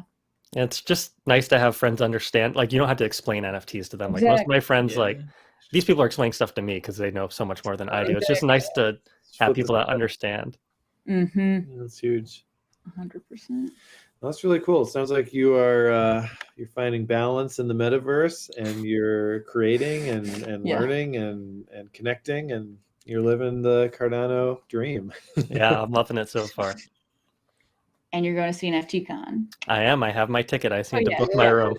All right. Yeah, and if you guys ever come to New York on a Sunday, I'll make sure to bring you guys to the meetups. They would love you. Yeah, we need to go for more than 2 days for sure. Sounds cool. All right. Well, is there anything else you want to touch on before we close out the segment? I think I covered most things. I have a Discord. Check out at Chronoscapes on Twitter. I have my Discord link in there. I could always use members in that. I'll be posting as we get closer to the drops. And just check me out at either at Chronoscapes on Twitter or my personal one at Chrono NFT. So cool. And the Chronoscapes Discord or Twitter link is in the description below. Oh, I'm sending the Discord to the art live chat too. Yeah, I was about to say put it in chat. Yes. Awesome. Let's get some investigators together so we can solve the mystery of this family. I can't wait to meet this family. Yeah, I want to see them. We're definitely going to be keeping everybody updated on the news when things are dropping and things are popping off. You'll be the first to know once it's announced. I'll make sure to keep you an update, and I'll see you guys in your Twitter space, I'm sure. Cool. All right. Well, thank you for coming. This was rad. Thank you for having me.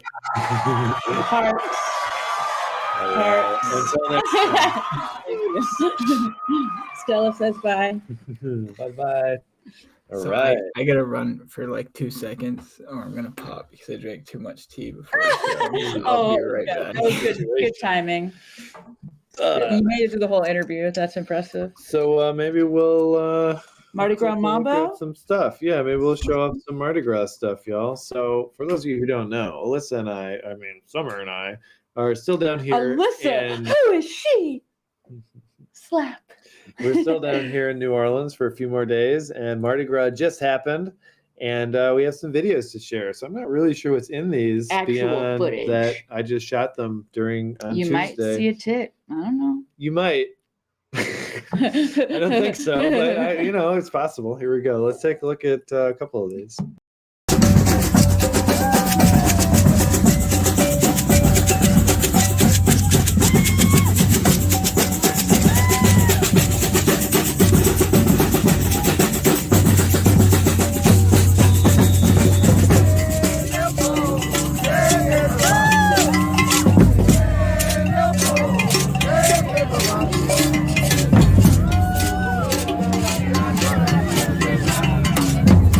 Just people who happen to be walking behind them. All right, there's a little taste. Let's see what else they got. Oh, I gotta save that for Tyler. That's for him. yeah, All yeah. right, let's go to another one. Oh, here look, we he's go. back. Okay, Tyler, Back. this video is for you. Just for you, darling. Do I look like my statue? Maybe I do. So what am I looking like? The guy that was tolerant there? Today, maybe yes. Normally, I don't think on a normal day somebody's coming up and saying things like that. Those are my things.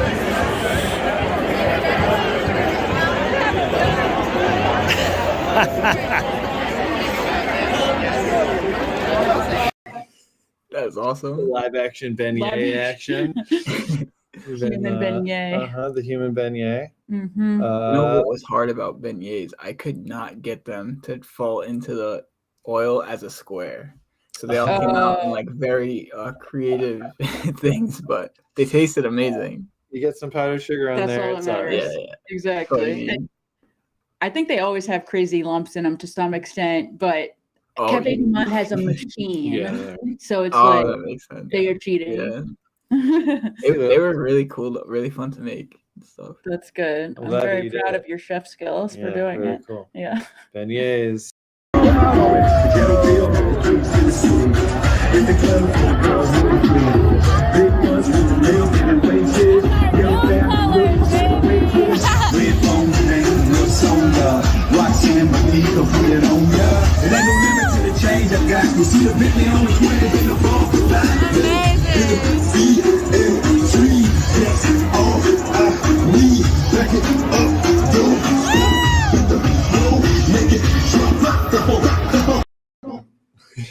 He was amazing. It was the night of humanity's future. Like, Such oh an my insane time out there. God. Yeah. Let's go more.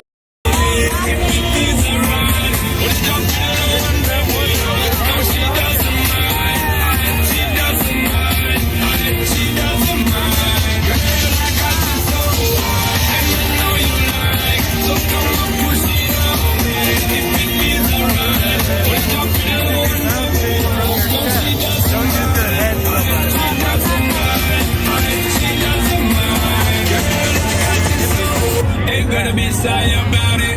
Ain't telling no lie, girl, I'm an animal. I'm breaking it down for the night. I want you to come for the ride. Let's win it. That looks so much fun. Wow. And all this shit is homemade. This is what Yeah. people do. They spend months making their costumes for this day. And for that this float, parade. I can't imagine making a float. Yeah, that whole That is float was just crazy. made by some people. Yeah. That float we saw in Chewbacca's earlier this month. Yeah, I was about to actually. say Chewbacca's That the same one I float. was thinking for us to do one time is the only other time at Mardi Gras that really looks a lot like that. The other parts of Mardi Gras are like people in masks on floats and people are dressed up a little bit out there like we do and stuff, but only Chewbacca's and St. Anne on Mardi Gras Day are like that. Yeah. It's all taken and no giving. They just use your mind and they never give you credit. Praise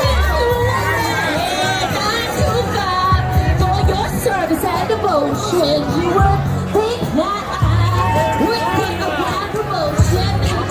Move ahead, but the boss won't seem to let me. I said sometimes I said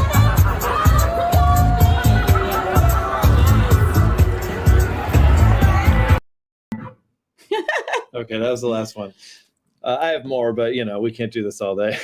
Yeah. I love that the New Orleans architecture too. It seems like it looks like Disney World, honestly. Yeah, Like the way World designed their shit Yeah. after true. headquarter for parts of it, certainly. And the Haunted Mansion is designed after a Garden District mansion, so you're definitely not crazy to be saying that. Yeah, very Disney.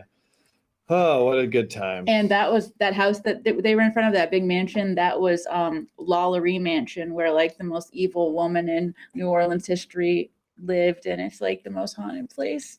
in That New one that Orleans. was like on the corner. That big gray one, yeah, Yeah. that huge gray mansion, yeah. Damn. We're gonna take you on a whole tour, Oh darling. yeah, please. I'd love to. So that was a nice little break there. Yeah. Little Mardi Gras break. There's more pictures posted under the hashtag Merry Gras. Oh, 'cause yeah. It was also the anniversary of the Merry Heart We made it Fork a year, y'all. on the same day. So that's pretty cool when NFTs were introduced to Cardano. So check out Merry Gras. And you can also check out the general chat on the CNFT News Discord. Because I posted a lot. We were live posting during the day. Some of the We tried to do a pics we were Twitter taking. space for a second, and then we were It like, was too no, loud. that's not We gonna couldn't do work. it. Yeah. That's cool. Okay.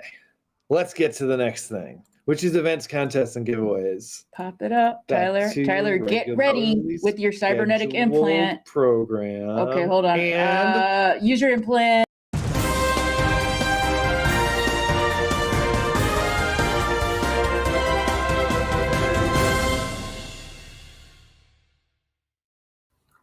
Sometimes there's network congestion with the implant, you know. I mean, that's how these things go. we have to wait for a block to be processed before it actually will Exactly. activate. So it can be a little. Whoa. This reminds me of the Stella thing. What are we talking about? Thing Tyler's about to talk The about. image. Oh, okay. Yeah. Well, let me pop it up. Yeah. Everyone can see it. Yeah. Okay, so here we go. Do we have a Solaris before fan we art? do we have a sponsor for this one, like our Patreon or? Oh, well, we could. Yes, this Yeah, this segment is brought to you by Patreon, where we are having mugs being given out to people in the That's right. $20 and above tier. It's actually happening. After 3 months, you start getting merch in the $20 and $50 tier. You only ever get the mug in the $20 tier, but you will always get an airdrop every month. And in the $60 tier, you get a mug, then a t-shirt, then a sweatshirt, then a tote bag, and you get that over the course of a year. So that's And all the 12. So if you're paying $20 a month, how many months is there in a year? 12. There's still 12. Okay, so that's $120. Sorry. 240, right? Yeah. $240 a year. That's the cost of like one NFT, let's be honest. But you're getting 12 NFTs plus physical merchandise. So it's a pretty good deal. You just have to wait a little while. It's kind of a slow burn sort of thing. But we're not going anywhere. This show is going to be here forever, I think. And the Probably Patreon forever. will be Even after we pimped more and die, more. our children will continue doing the CNFT news. Certainly. And then our We're grandchildren. gonna force them. Yeah. If they want us to be If proud. they want to inherit Jack, they want to get a piece of our fat So ADA that Yeah. ADA fortune, back. Yeah, which Yeah. would be worth not financial advice, but $6 million per ADA in the future. Maybe. Anyways, so please do Gotta- check out our Patreon. You There's gotta a have link. faith. There's a link down there. So check that out. We got a lot of great people. We have I think $120 a month coming in right now, which is amazing. We really appreciate it, guys. Yes, that is huge. Yeah. We want to be able to pay Will for all the work he does back behind the scenes. We're getting Damn all right. the glory up And here, but now we'll we take a got little bit that of money, Twitter too. space popping off, and that's right. He hosted last week. That was yeah, great. he was amazing. All right. So back to your regularly scheduled I'm very glad. Disco Solaris. Yes. Naked edition. So Disco Solaris is holding a fan art contest. You can become a Neo Miami designer and win a unique NFT by Dead Paint. And there are some rules for the contest. You pick one disco character and design the piece of clothing for them to wear, or design the piece of clothing you'd like them to wear. You could add it to a chosen character, or use the method. Add it to the chosen character and use the method you like. Post it in the Discord fashion channel. Oh, okay, so this is how to actually participate. My bad. So you pick a character. You add the clothing to the character. You post it in the Disco fashion channel on their Discord by Saturday, March 5th at 15 UTC. The community will pick the best 3 submissions, and then Dead Paint will choose one from the 3 that are chosen, and then create a unique NFT with the Disco Solaris character wearing the actual clothing. Wow. By the community member. That's really cool. And I guess that the NFT will be airdropped to all disco, or to the disco who holds the winning outfit. Who created it? Yeah. Or Wow. created the winning outfit. And winner, and winners of the second and third place will also be awarded Disco Solaris or Disco Seaplanes NFT. All right. Hell yeah, that's a good Sounds like a prize. That's a good piece of contest. history. Yeah. This is one I'm very glad to be reporting on. Very cool. Definitely. Beautiful. Got another one, Havoc Worlds. This is an NFT project here called Havoc Worlds. Are hosting a fan art contest to celebrate 3,000 Discord members. Congratulations to Havoc Worlds. Snaps. To enter, you have to create a fan art based on your very own faction, and there are either Xenos or humans. We've shown this one off in the past, I think. Runtime will be 1 week from March 2nd, so starting yesterday. So you got some time, people, but not too much. So you post it to Twitter, you tag it, Havoc Fan Art. So just any fan art based on one of the two factions. And actually, why don't we see what Havoc Fan Art has to offer today?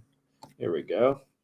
So we're seeing that you can basically do anything you want. Only 3 entries so far on this hashtag, so get in there. No hashtag equals disqualified, so watch out.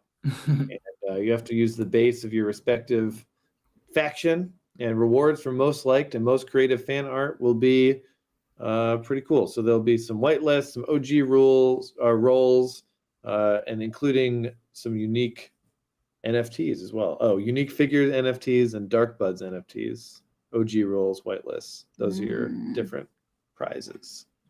Very interesting. Check it out. I like to see what happens in fan art contests. Yes, sure. fan art contests are awesome. Yeah. Go Shart. This one's pretty cool.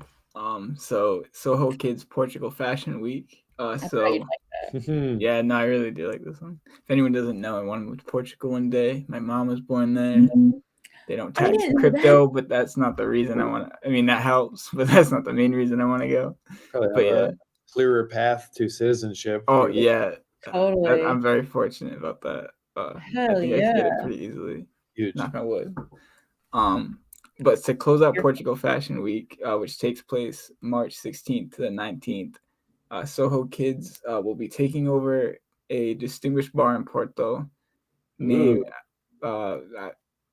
Perola Negra. I'm not sure how to pronounce that. Well, you better learn. That's great. Yeah, I know. Yeah, true. It was so natural to you. It came out right. But this will be happening on March 19th, and it'll be started by a concert by Lord Apex and a DJ set by a name that I can't. Gonçalo Afonso. That's a cool name. Yeah, and Zen Girl, I believe that says. It's got an X. Sort of. Yeah, it's a girl, but I would say girl also. Yeah. And also Vanny Fox, which is another person, I guess. And so people who hold Soho Kids will get free entry into the concert, which is very cool. That's fun. Yeah. Very cool. And in the chat, Valo's son just minted his first CNFT today, a Mystic Monk. I'm a proud parent. Yeah, that's a good first one to mint. They seem like they're doing some really cool stuff. Mystic Monk, those are the really like colorful psychedelic ones, right? Yeah. Yeah, those are really cool. Yeah, definitely. Okay, what else we got? Ooh, aquarium design contest. I've been waiting for one of these to pop up. It's an inevitability when you create something like Bitfins has created that you will want to have. Oh my god! Design your own contest, right? So what do we got here? Ooh, there's a clay. Bitfins is hosting an aquarium design contest, and it's going to be a grand prize. The grand prize will be a Good Charlotte and Claymates NFT alongside a starter aquarium pack and 200 ADA. That is huge. That's amazing prizes. And what you do is post your contest designs in the Aquarium Design Contest channel on their Discord. Video or images both work. The community will vote by reacting with emojis for their favorite aquarium designs. The top 5 designs by votes will go to a finalist round where the Bitfins team will look over the designs and select 3 winners. That's very cool. I like that. I like when the community votes overall, but then it gets narrowed down by the project. I think that's a good way of doing it. And so the grand prize will be the Good Charlotte Claymates collab NFT, 2 Bitfins fish, 1 Cory token, 2 aquarium decorations, and 200 ADA. Second place, 1 Bitfins fish, 1 Cory token, 1 aquarium decoration, and 100 ADA. And third place, 1 Bitfins fish, 1 aquarium decoration, and 50 ADA. Damn, any of those would be amazing to win. It's pretty rad. And I'm gonna share a little bit of what we got as entries over here. Cardano should pay us 1 ADA every time we use the word rad out of context of the token. That's true. Did you hear that? Did you? Yeah, you're so right. Did you hear that Deezy said that I was wearing a wig? Don't you think that's rude? I'm not wearing a wig. Yeah, neither. Though. My name's He Summer. said, maybe that's your real hair. Yeah, that's true. He did say that. Okay. Holy moly, that's a lot of fish. Right. Someone has a lot of fish. We got a fish whale up in here. Damn. Wow. That is beautiful. This one comes with music. Ooh. Are these submissions or are these submissions on their Discord channel? Have you guys messed with the builder at all? I did a little bit, but I crashed mine. It was in beta. I think a little bit. I have not done much diving in. I gotta get some more decoration. Wow, this looks awesome. Very nice. That's a cool one. So lots of entries, and it's just begun. So Toast is asking, where can you get into your aquarium? Haven't found it.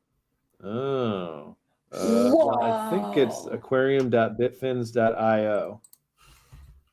And then it should give you an opportunity to link your wallet. And then from there, you're in. You just get to play around with it. Yeah.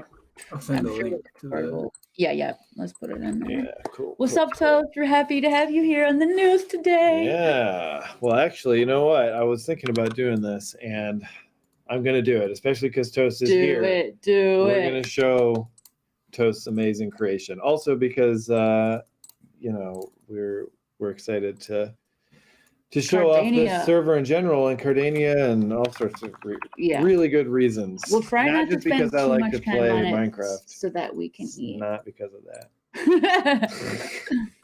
Definitely not. Okay, Would never be that. Like dude, this is gonna blow your mind. Like, this place has just gotten slowly more and more insane.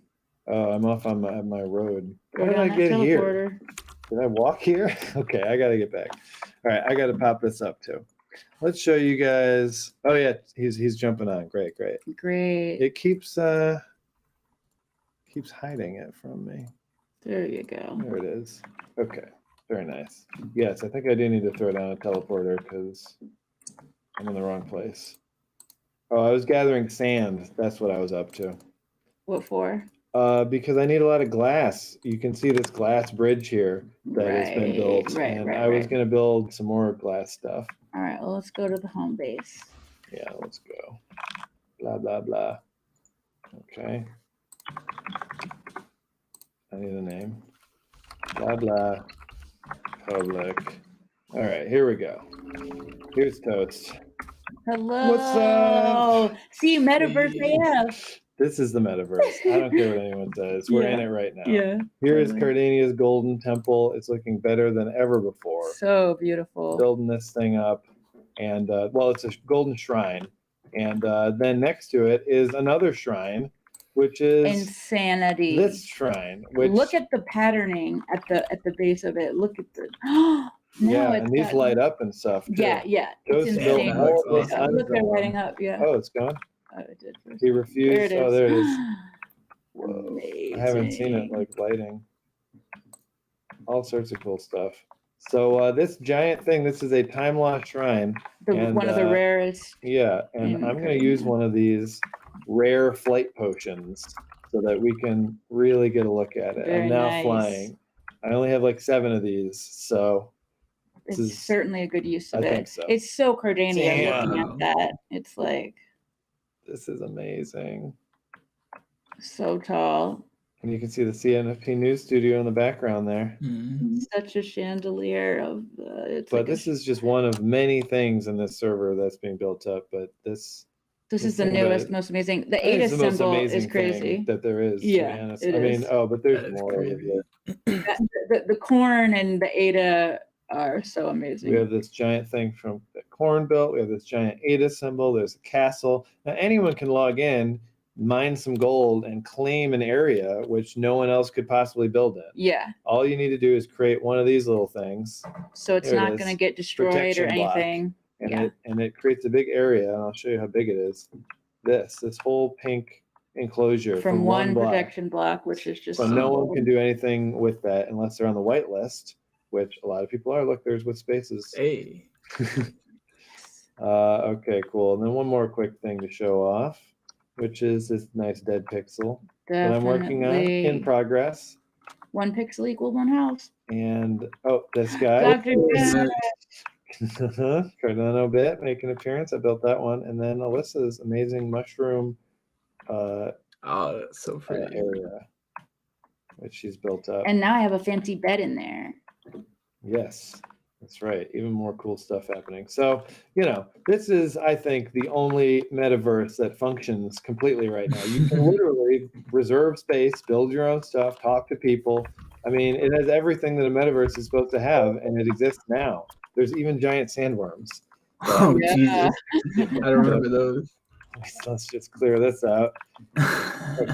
There you Nicely go. done, toast. Okay, that's enough of all this. I think, even though Exploration. there's a lot more to see, including this awesome event space that Alyssa built on the roof of That the was my CNFT first try. studio. So if we ever want to have a I want to party, pimp it out more we can do it now. right here.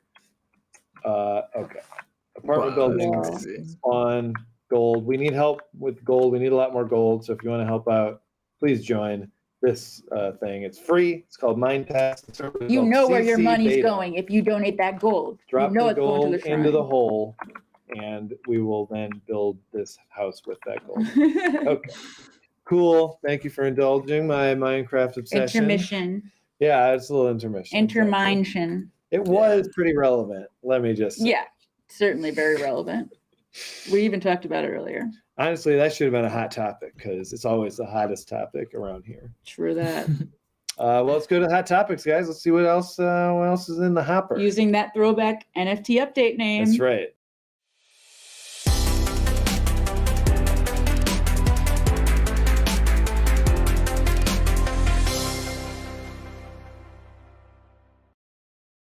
Time. Yeah, definitely. I like the new logo better. That old logo. It was a looking back at it, placeholder. I'm I just- mean, we just had to. We literally whipped it up. Like we had to. We were It was just created by a trying to generator, start. actually. We It's didn't retro now. Definitely. Okay, well, let's see what we got. It's gonna be better when you put your soul into it. Just inevitably. Hot topics. Well, lots of stuff happening as usual. Beyond Rockets Yeah, posted the whole I- thing. I wasn't aware of this, so I'm not sure how well I can cover it. 'Cause Yeah, it I is don't a very know. long thread. Well, let's see. Yeah, that is pretty long. Okay. Well, let's just Let's just get the start gist of it. and we'll see. So it says it's a tough time for the CNFT space. ADA's down, blockchain congestion, some people leaving, migrating, flippers, flipping for 2 ADA profits. Now, let me tell you, as a creator and collector in this space, I understand the frustration. This is, of course, Beyond Rocket's words. But the Cardano NFT space is just a year old, and yet we have accomplished so much. Oh yeah. Yet it might be a minuscule compared to other blockchains, but we are definitely headed in the right direction. And I strongly believe that we haven't even scratched the surface. Should have read this to Deezy. Yeah. True Our that. assets are native, our blockchain and marketplaces are secure, along with very low fees. Hydra is slowly being implemented, resulting in ultra-fast transactions in a few months, not to mention the thousands of brilliant minds building on Cardano. Cardano might not have the first mover advantage when it comes to NFTs, but our fundamentals are intact and fitting for mainstream adoption. That's true. Cardano is a sleeping giant. That being said, as a community, we need to do better. My challenge for collectors: do not settle. Support projects with high quality projects and proven teams. Invest in quality and vision rather than hype. If we do this as a community, creators will have to up their game. Totally. And creators upping their game goes a long way to attracting new collectors to the Cardano NFT space. If you follow this simple rule, you won't be in a position to contemplate whether to sell for a 2.8 profit. Also, support and build with the projects you are involved with. Tweet about their works. Tell the world how much you love the NFTs you collected. Message and encourage the teams. Yeah, we love to hear your messages. That's definitely a big help for keeping morale up. Exchange with the community. These are just some simple practical ways to advance the space and the projects you're in. I'm sure there are a lot more other ways. My challenge for creators projects: again, do not settle. Produce high quality projects, fine tune every single detail, and think and execute for the long term. Yeah, that's under huge. promise and over deliver. This is the way. I also believe high quality projects can raise mint prices, but this is for another discussion. As for current and upcoming creators, do you plan to stay here 5-10 years from now? If the answer is no, then you need to reevaluate. We need to do better. We deserve better. He says, I've been in the NFT space for a year. Before birthing Beyond Rockets, I studied the space through the lens of a collector, did different case studies of different artists and NFT projects, took notes from the best and the worst, and added my personal ideas. It took months for me to come up with the idea of Beyond Rocket City. Before this, I've had many different ideas. One of them is a series of different Great product soda. brands, starting with soda, in which the rarest are flavored poison and love potion. Dude, that's very similar to something that we're talking about here in the news team. That's really I'm not cool. surprised. We should I talk feel with so him. much. We should Yeah. talk. Oh my god, he can Yes. produce another. We can. He could make, I don't know, maybe he'd want to do the gray soda design. That could be hot. Wow. Let's continue. And even though it's kind of cool. Yeah, I did know he loved. One of his favorite poems is "Having a Coke with You," and it's about like how nothing is better than just sitting here having a Coke with you or whatever. And so I guess I knew he had an obsession with soda as well. Yeah. Okay, and even though it's kind of cool, we'll surely sell out, especially during that time. A much more irrational market 10 months ago. I knew deep within I wouldn't be doing it for the long term, or I won't be doing it for the long term. So I put these sodas The to the soda ref. thing. Yeah, exactly. I was like, wait a second. And stored it in literally the never sell folder. That's wild. And one random day of making a voxel room, I thought to myself, why not make a tower full of rooms? And then why not make different buildings? And then why not make a whole city? This was when Beyond Rocket City was born. It was a perfect idea given my desire to create something that is huge and non-limiting, unique, something that people can connect to, continuously growing, and for the long term. Mm-hmm. It's an unending work of art where the voxels are the paint and Web3 is the canvas. And looks like we're just about to the end. He's got a lot to say. From rooms, houses, Maybe. buildings, and the upcoming avatars that piece by piece make up the whole city, it wasn't a familiar structure of a project in the whole NFT space. And even though it wasn't the easiest road to take, I genuinely like what I'm building. Why am I saying this? Because as a creator, I've had my fair share of doubts and frustrations with the CNFT space, bumps and humps, and have multiple offers of creating projects on other blockchains. But I'm choosing to stay and dedicate myself to Cardano in the bears and the bulls, understanding that this is a marathon and not a sprint. When Beyond Rockets gets mainstream famous, Cardano will be tied to its name, and I wouldn't have it any other way. To the CNFT community, the road may be rocky, but we're headed to brighter days. At the end of the day, what we're doing is very new, and what we are aiming for is great, and great things take time. 1 year is not enough. Are you staying with the CNFT community? If yes, then share in the thread below. Oh, That was yeah. great. I'm really glad that we went through that whole thing. Yeah, In honestly. I like it so much. I think we should offer him to turn it into an article for our website. that'd be Oh, yeah. amazing. Because it's That'd already be written. awesome. We just need to Yeah. put a few pics in there, and Yeah, we should hit him in up. fact, that might be a strategy to pursue. Hey, I really loved your Twitter thread. Can we make it an article? Yeah. A lot of them are so long. Yeah. Yeah, that's great. That's a good Yeah. idea. Yeah, we'll definitely. Thank you, do Beyond that. Rockets. Yeah. Shout good out idea. Beyond Rocket. Yeah, totally. And great. I mean, I'm right there with him the whole time. That feels very spot on. Yeah. Yeah. I honestly could see all of us. I mean, well, I'll speak for myself, but like really, I don't know if it's a good thing or a bad thing, but whatever happens with Cardano, like I can't imagine myself ever going anywhere else. You know what I mean? I mean, I don't know why there's so much FUD. It would have to be like, yeah, I mean, Charles's evil twin takes over or something, and it would have to be other people drastically change what they're doing to be very similar to this, or Charles does something terrible. Like, but like, I mean, even like the fact like our NFTs are already minted here, like I wouldn't want to do anything. Like they're like my babies. I don't want to like leave them on the chain. You know what I mean? yeah, I'm staying. Yeah, I'm not going. Yeah, I'm always open to. We're called the CNFT News after all. I'm always open to readjusting according to realities changing, but the way it looks, I cannot imagine ever. Yeah. Like this is that they are providing the thing that I want, which is actually making things more fair in a way that isn't happening other places. Definitely. All right, what else we got hot topic wise? Yes, mint prices. We talked about this in our hot topics water cooler at the CNFT newsroom space a little bit. To raise mint prices or not to raise mint prices? That is the question. What a good headline by Will. There's been a lot of discussion in the community about raising the mint prices for CNFTs. ETH NFTs stood at a much higher price in comparison to Cardano NFTs. Higher prices could deter flippers, but it would also make it less affordable for the masses. Is higher royalties but a lower mint price the answer? What about tying the mint price to the cost of ADA that day? I believe NanoFrames did this. I think that, I just don't love the idea of like us pumping it. Like I think that Cardano is such an organically growing thing that I don't know, it feels kind of wrong to me to raise prices. I mean, it feels very wrong to me to raise prices actually, just for the sake of doing it. Like, I don't know, I'd have to know more, but I think I go back and forth so much on this, but I mean, Chatty summed it up well. Like it really, and I know this is such an easy answer, but like it really depends on the project. Like there's a lot of projects charging way more than they should have, and there's a lot of projects charging way less than they should have.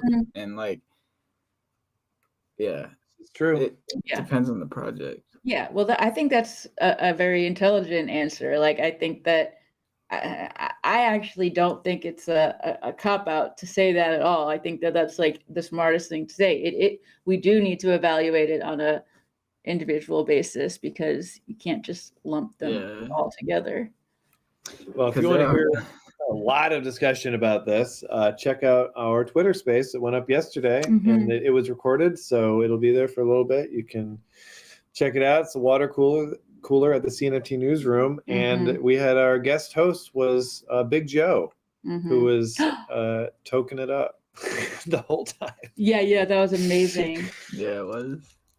I just realized that there was an event that I really wanted to talk about. Ooh, what is it? Are we in hot topics? We are. This is pretty hot. I think this is hot. I think this is hot. On what you were. So, two things I want to say.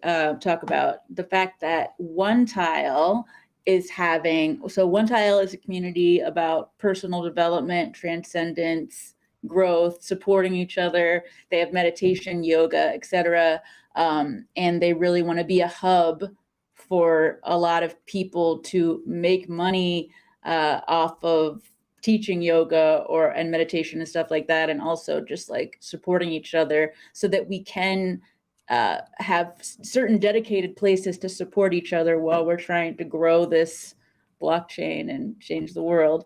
And so some really exciting news this month.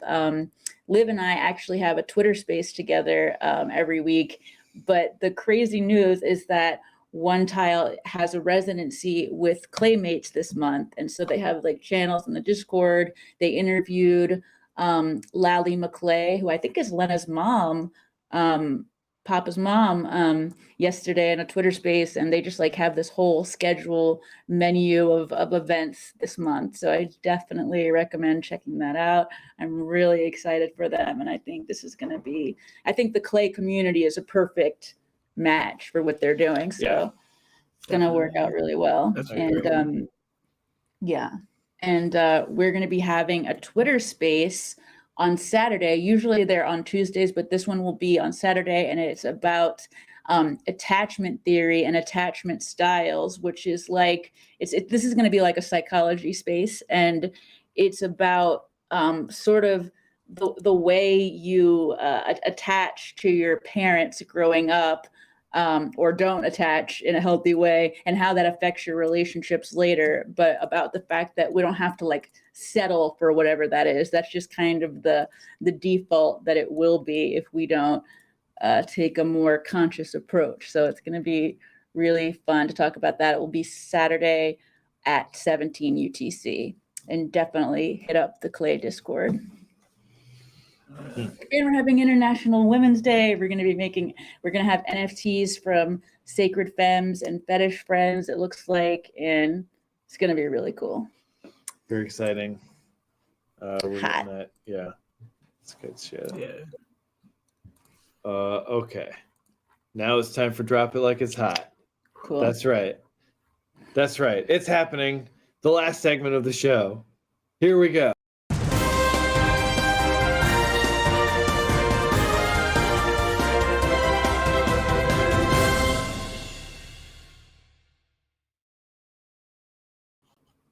This segment also brought to you by Cardania. That's right. They get 2 mentions because they're the only sponsor right now. We really love Cardania again. They're doing some great stuff. As we said earlier in the show, their prismatic land is coming. You're going to be able to earn rad tokens for your terraforms very soon. And, and on a personal note, I have joined the Cardania team. I mentioned that on Monday, I think. And I'm doing some game design stuff for the terraforms, so it's going to be really cool, very exciting. So and, Scott, how many terraforms do I need in my wallet to retire one day? How many terraforms do you need to retire? I was trying to think of a dumb question. That is something we would get asked in a Discord. Fairly speculative questions. I think you need if you have the rarest terraform that exists, then the answer is 1, probably. 1? How lavishly is your retirement going to be? That's the other side. That's a Are you good gonna put it question. in a box? You're just going to have your NFTs in like a wallet on your phone and no other possessions? Yeah, that's literally what I'm going for. Yeah. You're just gonna have a box, your NFTs. I'm no other doing possessions. well. I'm doing really well on the path to that. So Cool. Well, you can live on your terraform because it's a True, cool location. I'll just get an Oculus and a box. Yeah, exactly. You It's can so come move immersive. into our prismatic land. Right. Yeah. We are proud gauntlet holders, so we will be getting That's the a fanciest prime thing we spot. have. Yeah. And it was back when we picked that up. No one was trying to get that. I mean, some, enough people, but it was not a hot idea. wasn't the way it is I now. guess I'll get all 7 of them. Sure. It seems a little expensive. 100 ADA for, to get all the rest that I need. That's what you got them. That's what you got them all for around 100. We pulled one of them. We pulled a white card from just buying, but I bought the black one for like 60 ADA, and I think I bought maybe a couple others. But yeah, it was now they're like $5,000 for the full set. Pretty cool. Toast wanted to know, what is Cardania? And the answer is everything. It's the raddest destination in the metaverse. I know that much. Yeah.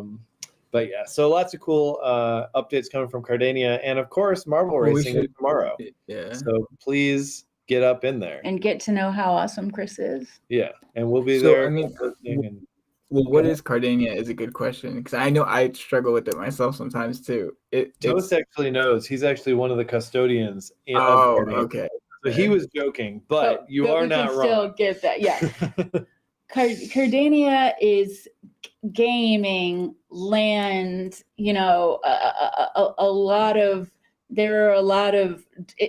Chris is kind of a jack of all trades of a person, and enjoys dabbling in a lot of things. So there are kind of a lot of different hooks that might interest you within it. But certainly I think of land and gaming as metaverse entertainment, maybe. Yeah. They're building a card game right now, which has no metaversal qualities to it. It's just going to be cards. They have unopened card packs that have been on the market forever, and they're kind of just sitting there. And very soon, they will be releasing more of the metaversal stuff. You know, they're doing 3D work. They're building an arena shooter. They're building an open world, more closer to open world kind of thing as well. And this is just my understanding. I just joined. This is not like an official statement from Cardania or anything. Just because I happen to be on the team to an extent doesn't mean that everything I don't know what I'm talking about. Okay. I just know what I know, right? Yeah. Oh, great. Toast Maxime says, think World of Warcraft and Hearthstone mixed together, plus much more possibilities, letting other NFT projects enter the metaverse. And that's also true. There have been a number of partnerships announced, Aeonium Sky, Bitfins. These are a couple of exciting ones. So, you know, whatever Pavia is doing, maybe Cardania will do something, you know, that has a similar bent to it. But I like that Chris doesn't he doesn't say things that don't happen, you know, like he doesn't hype it really in advance. It's just sort of like when it happens, he'll hype it. And I should say there's resource production, on-chain resource production based on the lands that you own. So it's very much like commodifying in these tokens of video game level stuff. So like normally in a video game, you know, you've got your fucking land that produces copper or something, and it's great. You use it to build whatever the hell you use it for, but then you close the game and that's the end of it. It's over. But in here, the copper that you get will be a token, a fungible token, and you can claim it every epoch. Well, I mean, maybe. Again, these are current maybe plans, but anyway, you will be able to claim these on-chain resources, and you can sell them and buy them. And if you don't have what you need, you trade. You say, okay, I really need some Prisma leaf, and all I've got is a bunch of copper and iron. Maybe this guy will trade for it, you know? And magic. Okay. Well, I guess one last question. So, and I don't know if this is too early to ask or if this is even a fair question, but so it seems closer to like a Minecraft than a Sandbox, where I don't really even know if I understand Sandbox 100%, but like more of a metaverse where you're gaming rather than like just displaying stuff, I guess.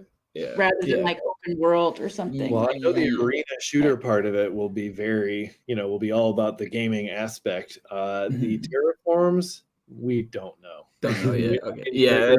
Options. And what Chris has done and what really attracted me to this project early was all the hooks that are built into the project. There's lots of like all these different things that maybe they're not being fully utilized right now, but there's certainly a plan to in the future. And maybe some certain thing will never quite get as done up as it could, but it is mostly about gaming. And I think people have the power to influence that by like what has a lot of interest, like if people are really excited about one aspect and participate, then that's gonna, I'm sure, factor into the decision making. Yeah, exactly. It's very community driven, and the team of mods and creators and artists and everything. I've just been kind of immersing myself in the behind the scenes stuff, and these guys are great. It's such a really good people like Timothy Grigsby, Marble Race. It's a really good thing. It's a good setup. Yeah. Yeah, I mean, it seems like an awesome project. There's just so much. Yeah. We're the news for Jesus' sakes. And I guess one other kind of announcement. It looks like somebody on the Cardania team, one of the mods, may have gotten hacked and maybe sending bad DMs. Offbeat Night. If you get a DM with a link, got hacked. If you get a DM from him with a link in it saying download this thing and try it out, don't do it. Yeah. Because right now we're not really sure what's going on. We're trying to reach him. But that's because I got one. So yeah. It just came through like a few months ago. Offbeat Nights is amazing. Yeah, he's one of my first friends there. Yeah, man. Let's look at some drops. Okay, all right. Beyond Cherry for Ukraine. Very cool. Let's see what we got. It's just like a box of chocolates, the drop section. You never know what you're gonna get. I meant to say that in the last like Beyond Rockets had a personal life sad thing happen to him, and he made a juice box like this that had lemons all over it because he wrote, "When life gives you lemons, make lemonade." And now he's made it looked just like this but lemons, and now he's made the cherry one. That's so cool. 72-hour sale. It was posted at 10 p.m. on March 1st. At 4 a.m. UTC. Yeah, right. So Damn, I wanna it's get that. probably still open right now, Yeah, we right? 10 got to p.m. get It probably that. will close at 10 p.m. today. So Wow. that's my time. So that would just be 5 hours from now. You have 5 hours to mint this if you want it. Open mint. So Beyond Rockets has dropped a charity NFT, Beyond Cherry for Ukraine. 100% of proceeds will go to Ukraine. It looks like they've linked to the Ukraine Twitter account, so it looks like it's to the government or whatever they end up doing with that. Mm-hmm. It's an open mint for 72 hours, as I said, and there's 3 versions: Ukrainian, Japanese, and English. That's so cool. And you can buy multiples. It's an unlimited mint up until that point. So, and apparently cherry is the national fruit of Ukraine. Aw, just which like is why Michigan. he chose it. That's We're right. going there. Cherry is the national, the state, Yeah. the state fruit of Yeah. Michigan. Very cool. Cool.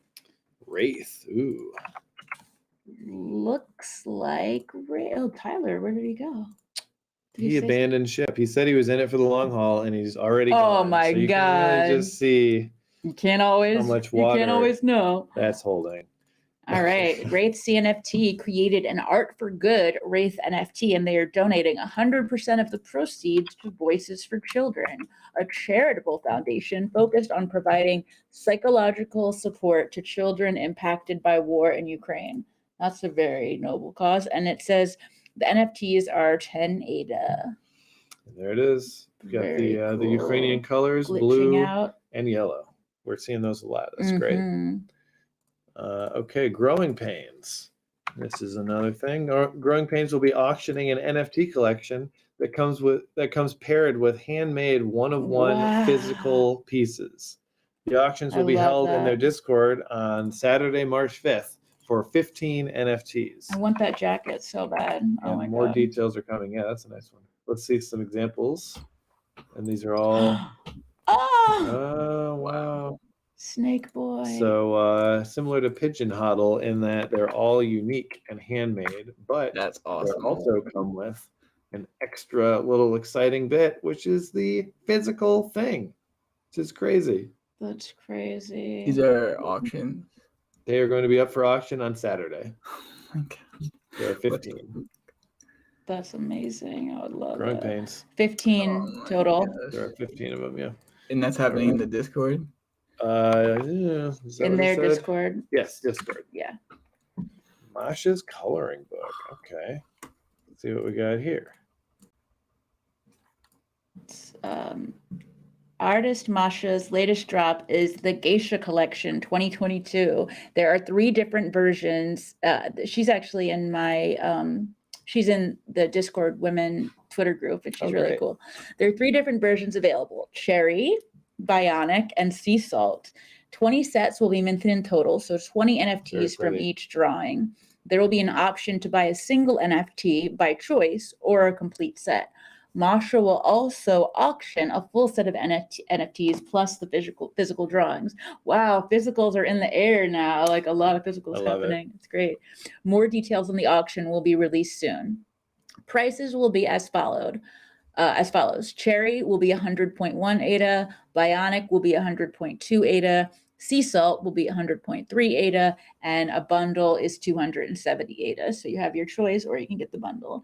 And here is some insight about the drawings from the artist. Cherry symbolizes good fortune, rebirth, and revival. After everything that happened in the last few years with COVID restrictions and political nonsense, Masha wanted to offer the gift of beauty and elegance as a moment of little happiness. However, the idea of ripeness also implies the idea of mortality and the inevitable. But still, enjoy this ripe moment. Yes, I think we can always enjoy this ripe moment. And what I'm seeing here is Ukrainian colors, yellow and blue, Yeah. and the cherry one, which I wonder if that's I think it's random, intentional. or- I mean, she's mean, talking about political yeah, it stuff. feels- It's definitely. it feels good, and that's Yeah. just what Rockets did. That's really cool. Mm-hmm. And then we have Bionic. This piece is inspired by The Matrix, the movie. There's the pills. I was wondering if Yeah, that. Yeah. there you Oh, go. right. I like that bow too. It like looks like candy. During the process of creating this drawing, Masha had in mind questions like, is this the reality? Do we really have a choice? And are we safe with technology advancing so quickly? It is for you to decide. Very cool. I like that one. Sea salt, lastly, is a drawing inspired by the ocean. The centered human figure is merging with the water and its creatures, representing their connection.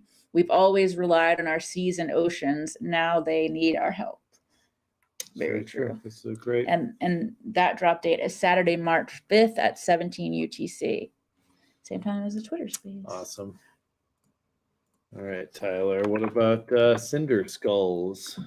We got some Cinder Skulls. They got some gestures going. Which are a collection of that consists of 6,666 unique 3D rendered skeleton character portraits. Each one is randomly generated from various clothing, accessories, and paraphernalia.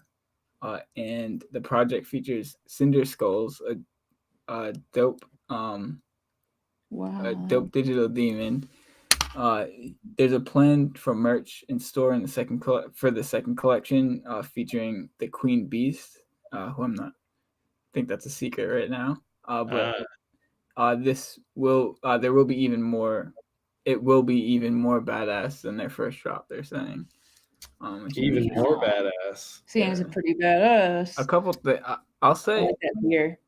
It's these are not bad 3D. These are pretty good 3D models. Yeah, you can tell that they're actually, like, I think at least modeled or rendered together rather than rendering out the PNGs and then layering them, which is important for 3D because like for instance, like with the red background, you see like red light on him.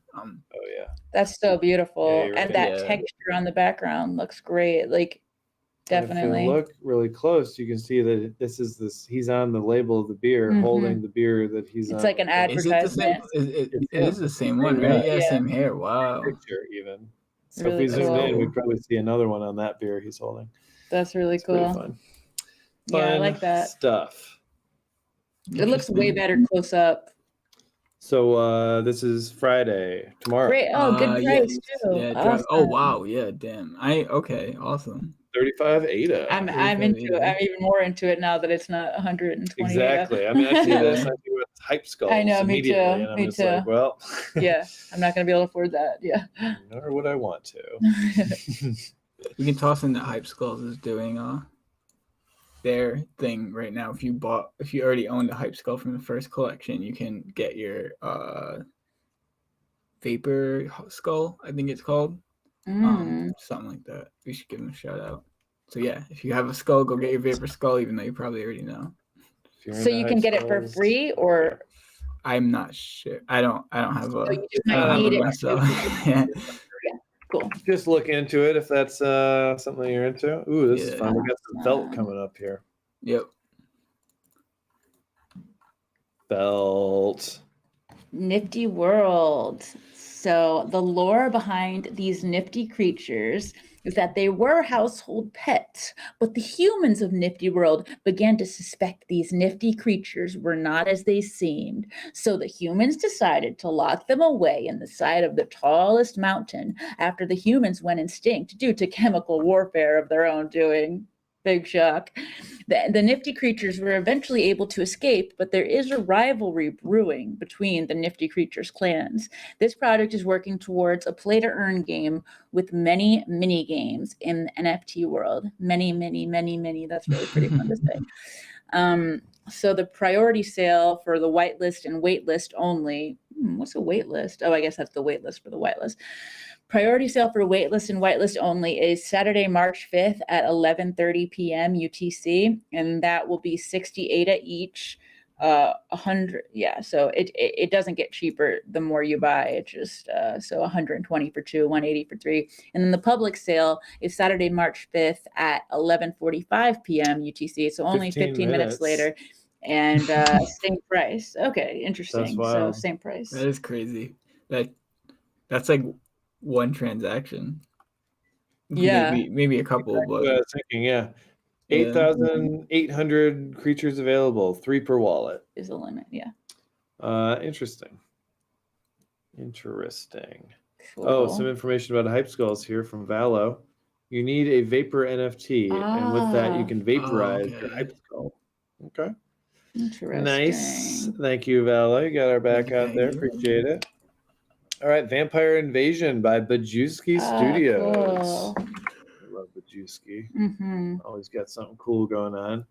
All right, let me pop this up. I With see Buffy. a very dark themed Buffy bot here. Mm-hmm. It's a scary Buffy. It's like Buffy the vampire, winged Oh, that's right. vampire. It'll probably instead. slay this person. That's kind of what Buffy does. Right? Yeah. All right, so it's a Vampire Invasion NFT collection. It's coming out tomorrow. This collection contains Wow. 10,000 unique hand-drawn NFTs featuring vampire characters with different rarities based on 200 plus assets. There'll be multiple Easter eggs from various community-beloved projects. Nice. Owners of the Vampire Invasion NFTs hold a full license for each piece they have, meaning they can use it for any personal or commercial use. All Cool. future drops function as the that's cute. Function in the burn to buy manner. Therefore, the total supply of the collection stays the same, and the original 10K release will become scarcer. That's interesting. There's some variety. Great. So, in the future, this will only decrease in number if you want to get whatever's next. Mm-hmm. I find that to be a very interesting way to do Yes. these projects. Yeah. After all the planned releases, each Vampire Invasion character will have a rigged 3D full-body metaverse-capable version created. Each vampire holder will be receiving royalties in blood tokens just for holding. These tokens will be used for the final Vampire Invasion drop, where you will combine your vampire with the blood token to create a vampire lord, the ultimate peak of the vampire race. Now, the tokenomics of that whole blood token thing are still to be announced, but it's a plan. Vampire Playground will be a multiplayer experience with a semi-big environment. I like semi-big. Keep the expectations in a good place. Exactly. Semi-big. That's good. Where you'll be able to see what vampire models, rigging, and interaction with the environment will look like. Wow. So again, that drop date is tomorrow at 5 p.m. UTC. 40 ADA, 10,000 available. And the 2500 Club is getting a 2-hour head start. Very cool. So I wonder if you hold a one of those Yeah, in your wallet, if you'll be able to mint early. That's cool. that is what it is. That's what they said? Yeah. Perfect. All right. Earth Natives. We've talked about them a little bit. Yeah. Oh, yeah. It's like they're dropping. Earth Natives is the second collection to be minted. It's the all-female Aidants. Aidants? Aidants. Yeah. Seems about right. So whilst underground, they were separated from the men and transformed into their own species, a hybrid with the ant.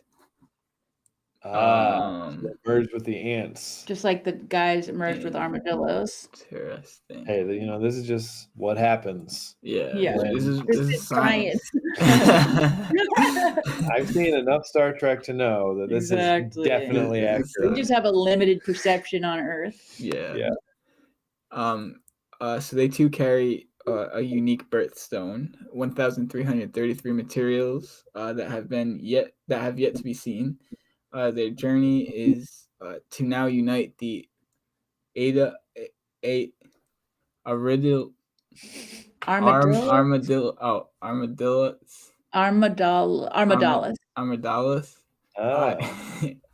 And fortify the Earth Natives. So holders pre-sale starts Saturday on May 5th at 5 p.m. UTC for 38 ADA each, and then the public mint is the next day, March 6th at 5 p.m. UTC for 50 ADA each, and 1,333 tokens or NFTs are available. Legit. And they're using it to create housing in Brazil. Yes. Like they've got a whole mission. The whole thing of it is, building a sustainable house in Brazil, showcasing the use of compressed earth interlocking bricks. Maybe that's like 3D. I don't know. It might be like 3D printed or something, but it sounds really like cool. You take a bunch of dirt, put it in a machine, and it goes. Yeah. And then you take it out, and it's probably not edible, but you could build a house out of it. Mm-hmm. Maybe. It's science. I don't think you want to eat it. No. Yeah, those are really pretty. It's science. I like that they have birthstones too. I think that's cool. Yeah. Yeah, that is rad. All right, Chibidango Heroes. Chibidango. I how long has this project been around? It seems so like A it's few been months. for a little bit. Maybe like 5 months or something. Yeah, it's been a little bit. Season 2, yeah, so it must have been a thing. Season 2 is happening here. 10,000 Chibidango Elven Heroes. Now, these each have unique features, random unique items, and pets. The items will be available for Chibidangos to use and will be craftable later in the actual game because they are working towards a game with this thing. And the drop for this season 2 is Sunday, March 6th at 20 UTC, 50 ADA apiece, 10,000 Elven Heroes. Damn, look at that. As you can see, they got a lot going on. They're working on stuff. Cool. I remember these guys. I Yeah. swear we've got a Series 1 from like forever ago. Could be. Go to the About Us. Oh yeah, I definitely remember these guys. It looks familiar. It looks so familiar. And I feel like they've been around forever. Let's check out their Twitter. You know, this is a project that I stopped paying attention to, but maybe that was wrong. Right? I mean, you can't pay attention to everything. No, Yeah. That's cool. All right. Very Follow. nice. Oh, yeah. Cool. All right. So And like and subscribe while you're at it. You know, hit that like button, smash that like button, smash that bell for notifications. smash it, crash it. You know what's break funny? it. This is gonna be the first Stella card that I want that everyone's gonna bid on. Oh my god. Go ahead, bid, guys. I don't know. Typical. Yeah. I might throw in some bids. We'll see. Speaking of vampires, if you want a picture of me as a true vampire, also Stella's in it. Get down and bid on Stella number 12. Stella's Yeah. the victim. There's nothing special about that Stella card or anything. It's not It's like it's like no the big first deal. like Looks like Eric's it's bid. nothing. didn't- You guys don't want it. Seriously, I'm dead It's ass not this the time. It's not the first photo of her ever taken. Eric's trying to bid right now. It looks like he's having trouble with the bot, but you're about to be outbid. I'm looking at it. Oh, I Mhm. should close the channel. What? I should No. close the channel. You're to just good. us with Oh, my I- bid. saying? That's the only safe way. Technically, I'm that not sure would why be- it's not working. Is it supposed to Well, be? it was edited. Does that matter? Does it have to like? Oh, it probably has to be the first Yeah, time. Yeah. yeah. Yeah. So just type it again. Yeah, maybe exactly what you had written there, Eric. Yeah. Okay, cool. Well, let's move on to our last little drop to take a look at today. Awesome. And we're looking at Cardolphins. Oh we've yeah, seen them fancy. But they're dropping now. I love how it all starts as projects to watch, and then it turns into Yeah, they go Yeah. up the list. It's just it's a natural cycle. Definitely. So Cardolphins is a collection of 8,888 NFTs with their styles and mutations reflecting the trash-filled oceans in which they live. More This is ocean true to talk. life. Great. More science. Yeah. It's science. So for every Clown evolution will occur from enough trash. Yeah. But it's an evil clown. Well, it would be. You're not going to be happy. No. For every Cardolphin CNFT minted, they're donating 5 ADA to the Dolphin Project, the world's leading dolphin non-project, as featured on or non-project. I'm getting tired. Uh-huh. Featured on in the Academy Award-winning documentary The Cove. The Cove. And Seaspiracy. It's been a long show. The coal. That's what's down there. A lot of it's cold and there's coal, and that's all they're getting for Christmas, these dolphins. I like this clownfish looking. Yeah, I was just looking at that one. That's Cool. sick. And it's got the cone on its back to match. It's Which is also awesome. I like instead of a tie-dye blowhole, bonsai. it has an arm and it's smoking out of its mouth. This doesn't make any sense. Man, I like science has really changed. that tie-dye bonsai with the pipe and pizza. I like Tie-dye that. face. Yeah, that's Yeah. pretty cool. They're like Lobster. lobsters and shit. I like this. Mhm. I know these. I think I mentioned it before, but these guys are at least they've said in Twitter Spaces that they have a very large portfolio of work that they've done before, including Like it. yeah, they were. I mean, And they made what's the Including- crazy thing they made? Yeah. so they not confirmed. I mean, Based on we have no Twitter reason not to Spaces, trace they them. said. Yeah, but they said last year they worked with I think Verizon, who sponsored NFL to get the stadium or something inside Fortnite for the Super Bowl Wow. last year, or something Yeah. like that. Yeah, it was something. Right. You said it was a said that. I stadium. remember that. Yeah. That's Yeah. cool.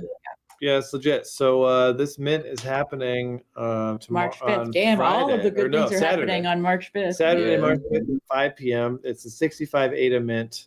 And interestingly enough, Cardolphin's mural packages will be available after mint. So holders will have a chance to get their Cardolphin muralized IRL. That's right, in real life. You also get an NFT photo of the finished mural with its GPS coordinates in the metadata. So let's take a look at one of these murals and get a little more hype going. So that's what's up. Murals are awesome, as they say. Look at that.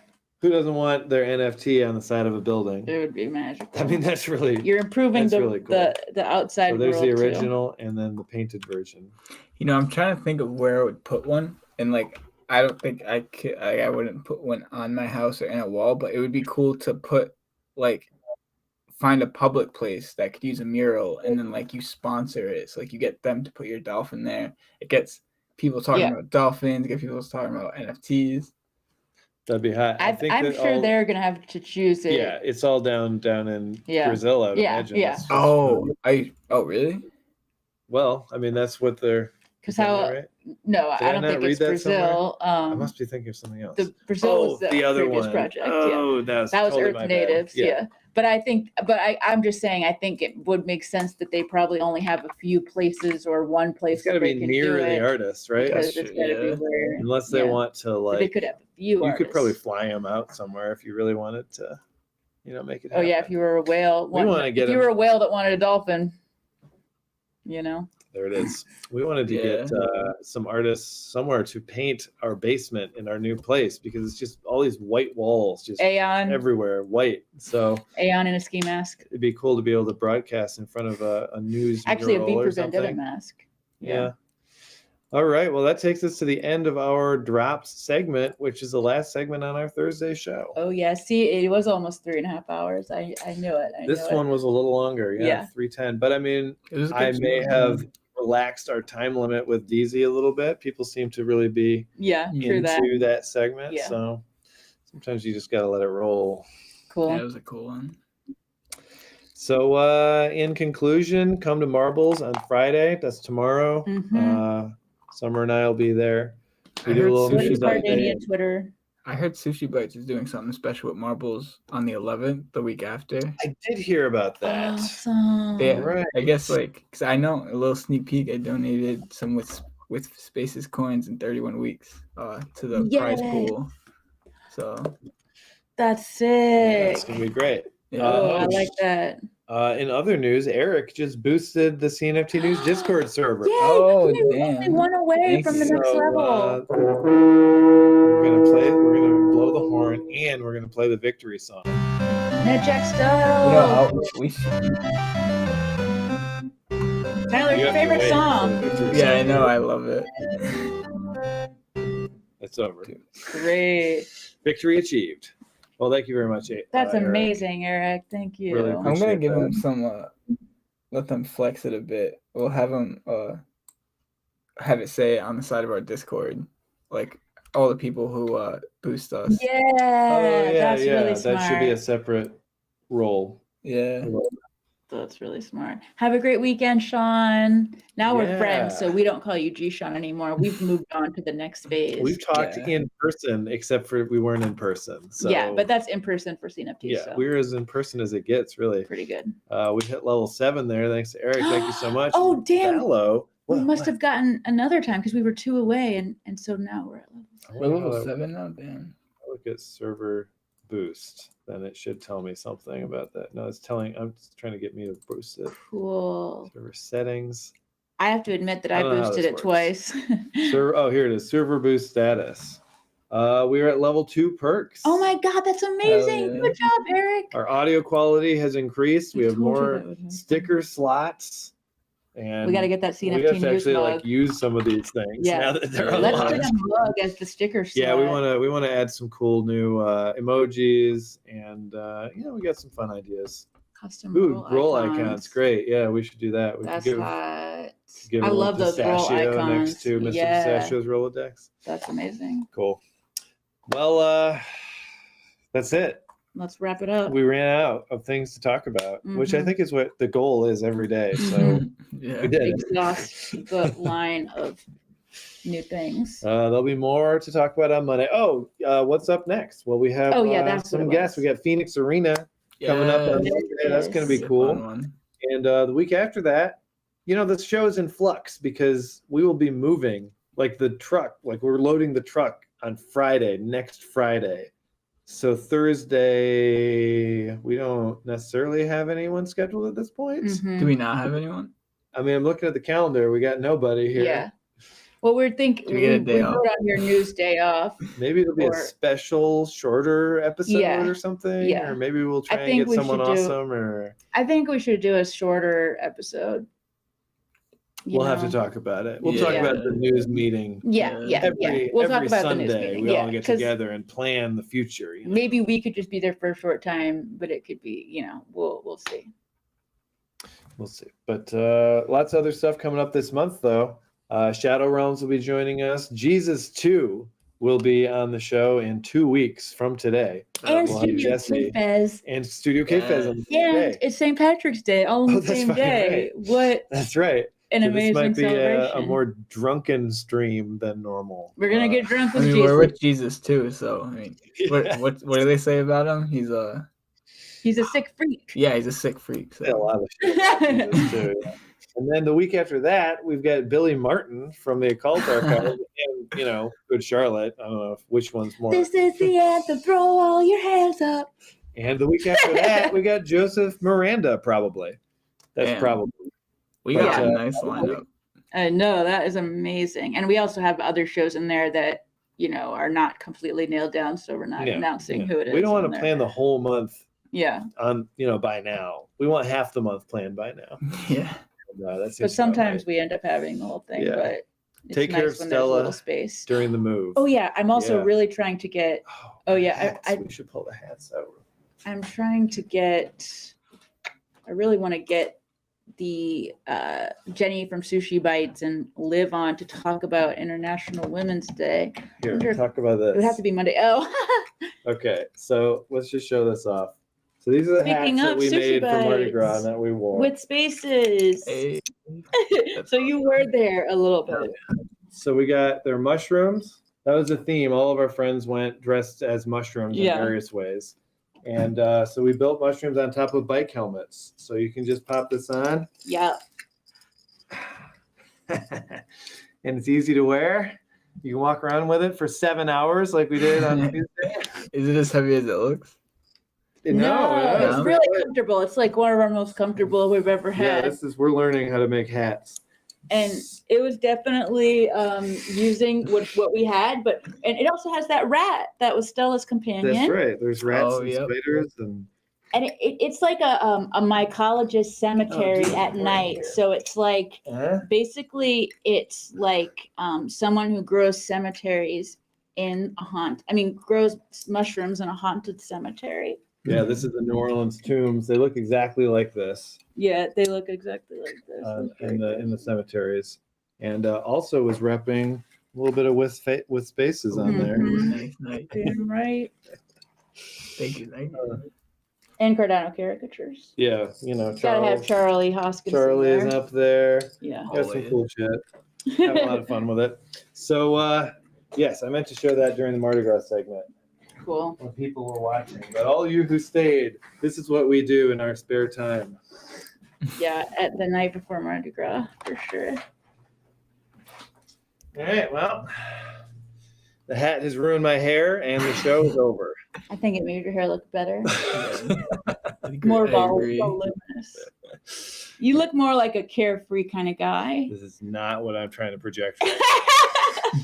Statue would be furious if he saw hair like that. He'd say, "You suck." You're making it look like this studio is going to the gutter. That's right. All right, y'all. Peace out. Thanks for watching. We had a lot of fun. See you guys. Until next time. Peace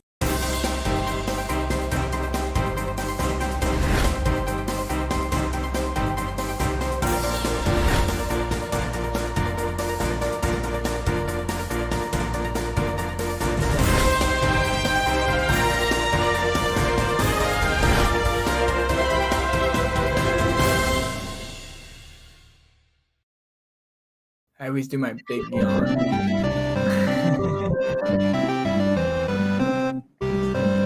This is video game character moves.